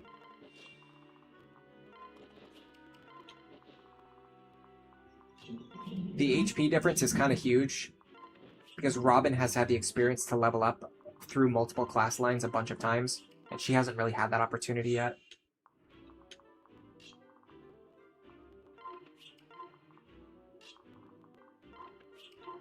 Yeah, so the question is, can we get Libra like 4 or 5 more levels within the next few chapters? The answer is probably yes. We probably can.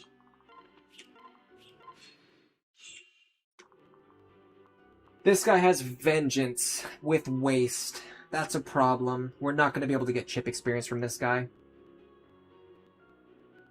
Well...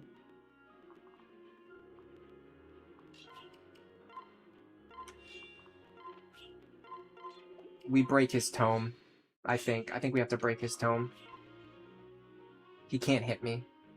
That's an issue. If he can't hit me, he can't break his tome, I think. Let's check.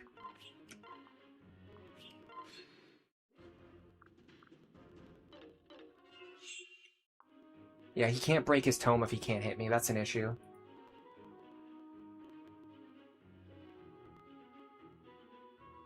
Yeah, most enemies have more defense than resistance. The only exception is, like, very specific enemies, like sorcerers.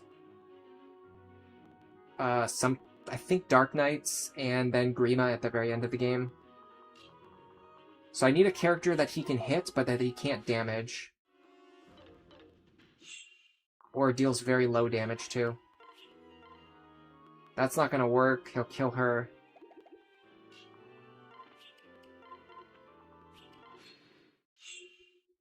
Does this work? A 1% chance to hit me? I mean, that's not really any better.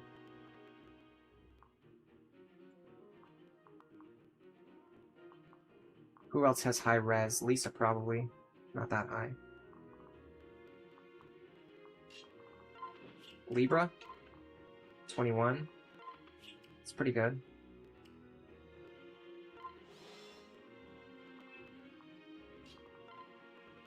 Plus 5 res. Plus 3 res. Okay, so you would go.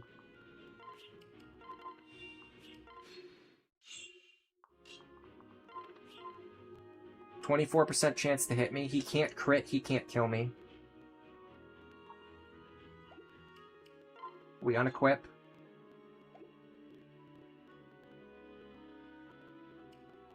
I'm really terrified.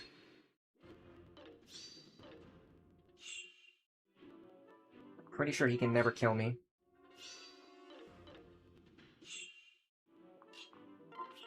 That'll increase his chance to hit.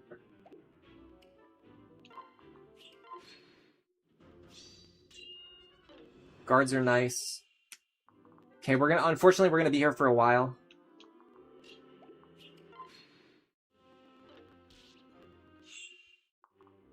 This is gonna be experience for Lisa. I need her speed to go up significantly.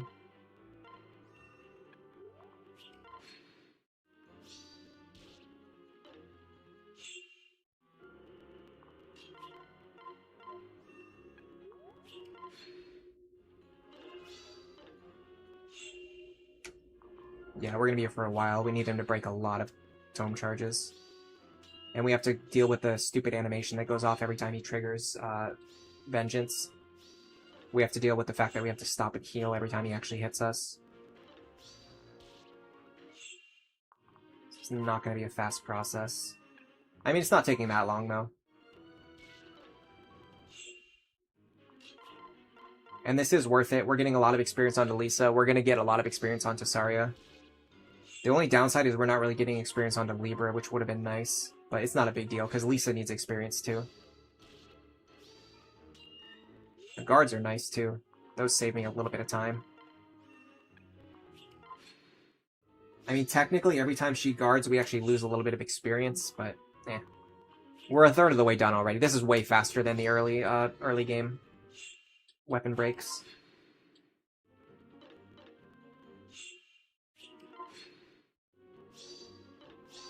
Yeah, so we need to be at chapter 16 in order to get our full team build online. Once we get there, we're going to use a second seal on Libra, put him into Sage. We're going to put Church into not Valkyrie, but Troubadour, and then we're going to start staff grinding her to eventually get into Valkyrie so that she can boost Libra. And that will, in my opinion, that's going to make Libra very, very strong. He will become a very reliable unit. He might even be able to enemy phase. I mean, he's already one of the strongest characters in our army. Let's be real. You can't dual guard a miss, no. So that when the dual guard's triggered, that means his attack is actually hitting me. And then I'm also triggering the dual guard on top of that. Hello, Io Camellia. Welcome to the stream. Would Lisa be better because no Anathema?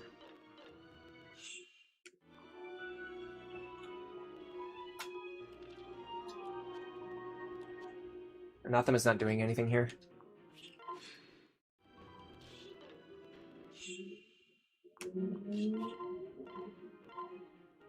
Anathema's not doing anything here.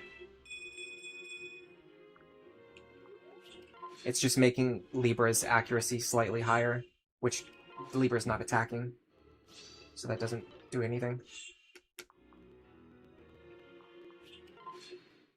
Alright, unfortunately the first third went by very fast. Now we're barely even halfway done. It's taking even longer.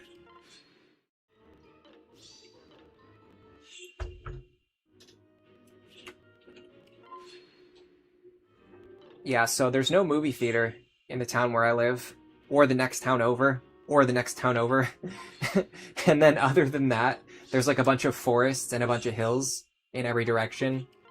So we have to drive pretty far to get to the movie theater, like if we want to go to the movies. But Millie got off work early yesterday, and she knew that she was going to get off work early. So we made a plan to drive. Because we have to drive so far to go to the movies, what we did is we made a plan to actually drive to the next town, or not the next town over, but to the town that has the movie theater.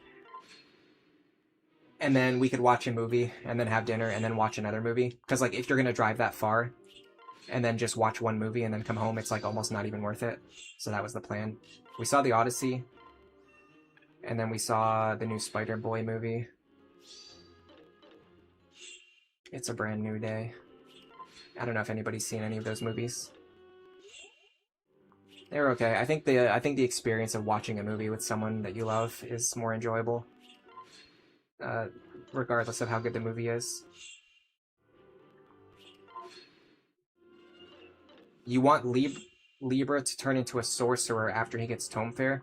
Yeah, that's definitely one consideration that I had in mind. It's mostly going to depend on his speed stat. But with a Valkyrie partner, he should be relatively fast, so we might be able to get him into Sorcerer. He'll almost be like a second Robin. If he's in Sorcerer and he has a Valkyrie partner, that's like the same build we're using for Robin in our Iron Man run. Like, that's how good that build is. Yeah, no, you need Demoiselle to lower the enemy's accuracy. You're thinking of Demoiselle, not Anathema. Grey Bell. You're not wrong. I'm not a movie person, but I do enjoy watching movies with my wife. Yeah, it just makes sense, doesn't it? Oh, come on. Just break your last few tome charges. I gotta be careful. I'm almost out of heal staffs, but I actually won't run out before he breaks it, so we'll be fine. Dude, how much do you have left? 2? The reason we have to do this is because this guy rolled Vengeance. So if we try to chip down his HP in order to get experience, he will trigger Vengeance and absolutely destroy us with boosted damage from Waste. Boosted damage from Vengeance, hitting twice with Waste. Alright, he only needs to break one more. You watched The Odyssey, but you didn't find it to be amazing, says Remnants. Yeah, I liked it more out of the two. I think it was thematically interesting, and it explored some ideas that weren't really present in the original story, which, I mean, I could see how some people would dislike that, but I could also see, from my point of view anyway, I actually like when a story tries to do something or say something or like tell something that is worth talking about or worth thinking about. I'm not going to spoil anything because obviously most people haven't seen most of these movies yet. The Odyssey is like a 1,000-year-old book that most of us already know the story of, but because Nolan changed some aspects of the story in order, like for thematic reasons, like he wanted to explore different themes and different ideas, and I do think there is value in doing that. So even though it wasn't executed perfectly, I still at least appreciate what he was trying to do. This will not actually deal damage. This will, but I have to hit. This is probably the cheapest way of doing it. Is there anyone else who needs weapon experience right now? Actually, she's badly in need of weapon experience. I'm going to let her get some hits in. Where's Rickon?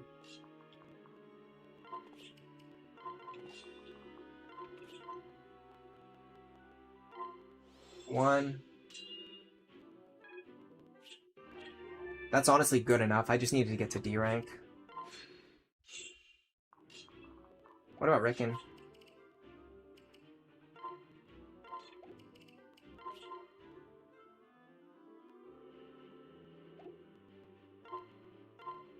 Two. We can get him to A rank. And get him some chip experience. 3.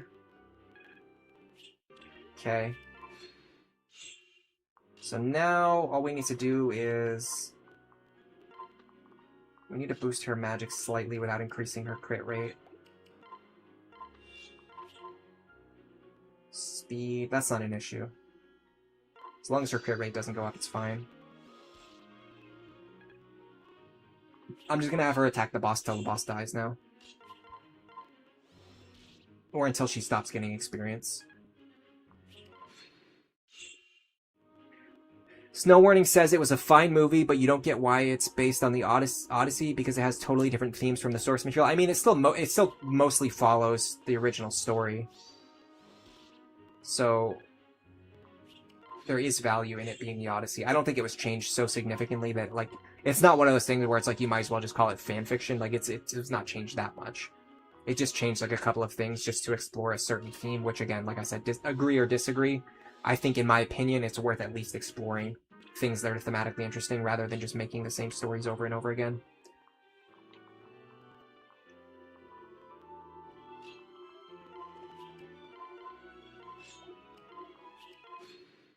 Whereas, like, Spider-Boy, the new Spider-Boy movie, honestly, it was my least favorite of the Spider-Man films, the Tom Holland films, at least.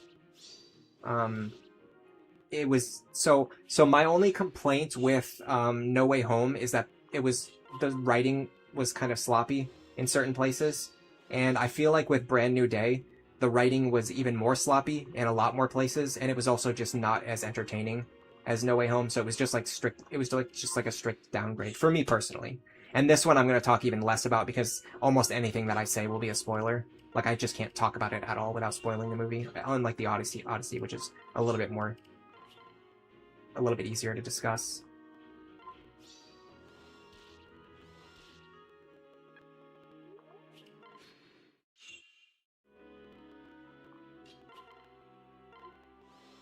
You want to go see the new Evil Dead?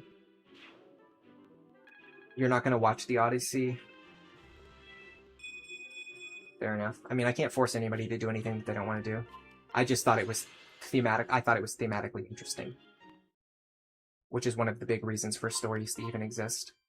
Even though I didn't think it was executed that well, there was a lot of stuff that I didn't like.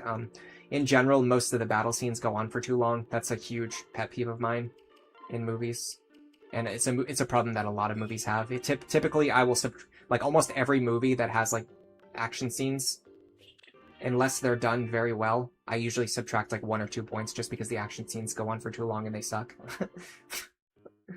Anyway, Robin, sorry, we've read that support conversation a billion times by now. It's like the #1 main pairing that we always do. There was also some audio mixing issues in some scenes. I can tell you what I rated it if you want to know. Now we've got access to Morgan and Noir. if desired. Anna appeared somewhere over here. I want to check what... Ooh, a Master Seal on sale. I think I have enough already. I'm probably never going to need another Master Seal other than the ones that I get. I don't know. It's a tough call. Let me think. So... Noir is going to need a Master Seal. Inigo is going to need a Master Seal. I mean, that's only 2. Other than that, nobody else is really going to need any. Crom maybe at some point. Church is going to need 1. That's 3. I feel like there's going to be at least 3 Master Seals between now and the end of the game. Yeah, I feel like this would just be a waste of money. Anyway, what was I saying? Oh yeah, well, I will say one thing about Spider-Boy without I don't consider this to be a spoiler. What is this? What is she selling here? Nothing important. There was a really weird thing that is like just I would say it's on the verge between a nitpick and a like an actual major continuity issue. You can decide for yourself. No, I'm not going to get Noir before Chapter 17. It's like almost impossible. You can decide for yourself if you think this is a huge issue. For me personally, it was very much borderline. The movie seems like it doesn't know that New York City and Boston are really far apart from each other. Like, if you live, like, anywhere... Like, if you're in Europe and you don't know anything about American geography, you might not know this, you might not understand this. You're like, oh, New York City is big, Boston is big. They're both in the northeastern part of the United States, so they're probably close together. But if you understand anything, like, it will take you out of the movie. Because there are characters in Boston and there are characters in New York, and Spider-Man literally just, like, interacts with all of them at the same time and, like, goes back and forth between both cities, and that's just, like, impossible. Like, it's above the level of just, like, a nitpick. Like, it's a genuine, like, issue. Like, you can't be in New York City and in Boston at the same time. They are hours apart. And, like, it takes hours to drive from one city to the other. And even if you wanted to, there's, like, nothing but, like, forests and hills for a large stretch of the drive.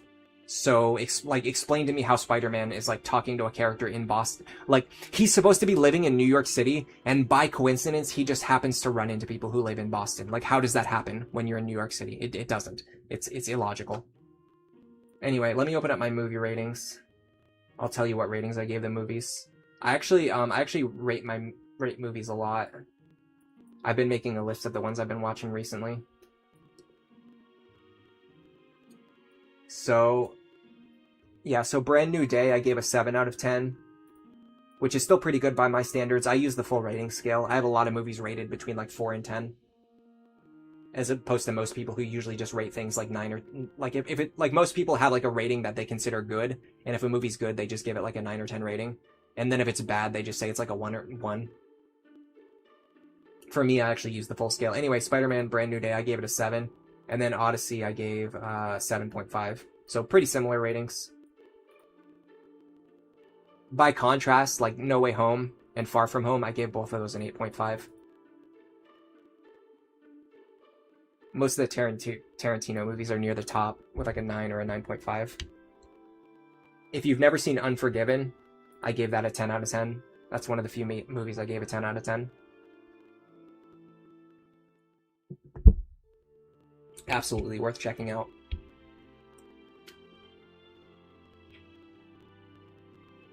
Yeah, it's a 3.5 hour drive. It could even be more. Yeah, it's 3.5 hours from Worcester. So it's like 5 or 6 hours to Boston. Even like getting from where, like, I live in Massachusetts. Yeah, I shouldn't have said that. I live in Massachusetts, and for me to get to Boston takes me like multiple hours. Like, it's crazy. Like, it will absolutely take you out of the movie when this happens. Maybe, I don't know. Maybe you wouldn't have noticed it if I didn't say it, but now that I said it, you'll notice it.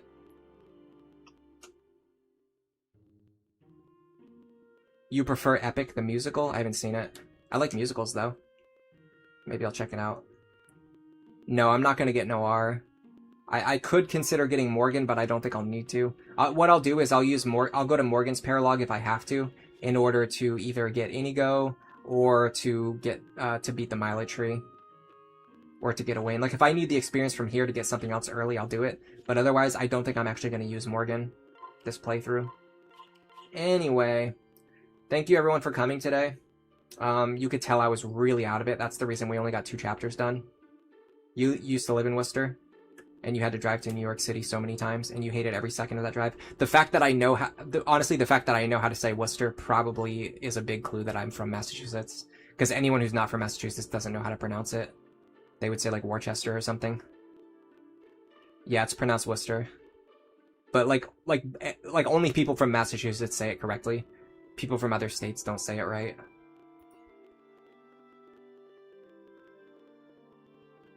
Is there a decent item? Yeah, maybe, but I just don't think it's that important. Alright, I'm gonna start thanking people. Yeah, I was so out of it today. We only beat 2 chapters, and also I have plans later tonight anyway, so I knew I wasn't gonna stream for long. Let me give everyone my thanks, and I'll say goodbye. Thank you, Snow Warning, for being here. Red Roger, thanks for coming.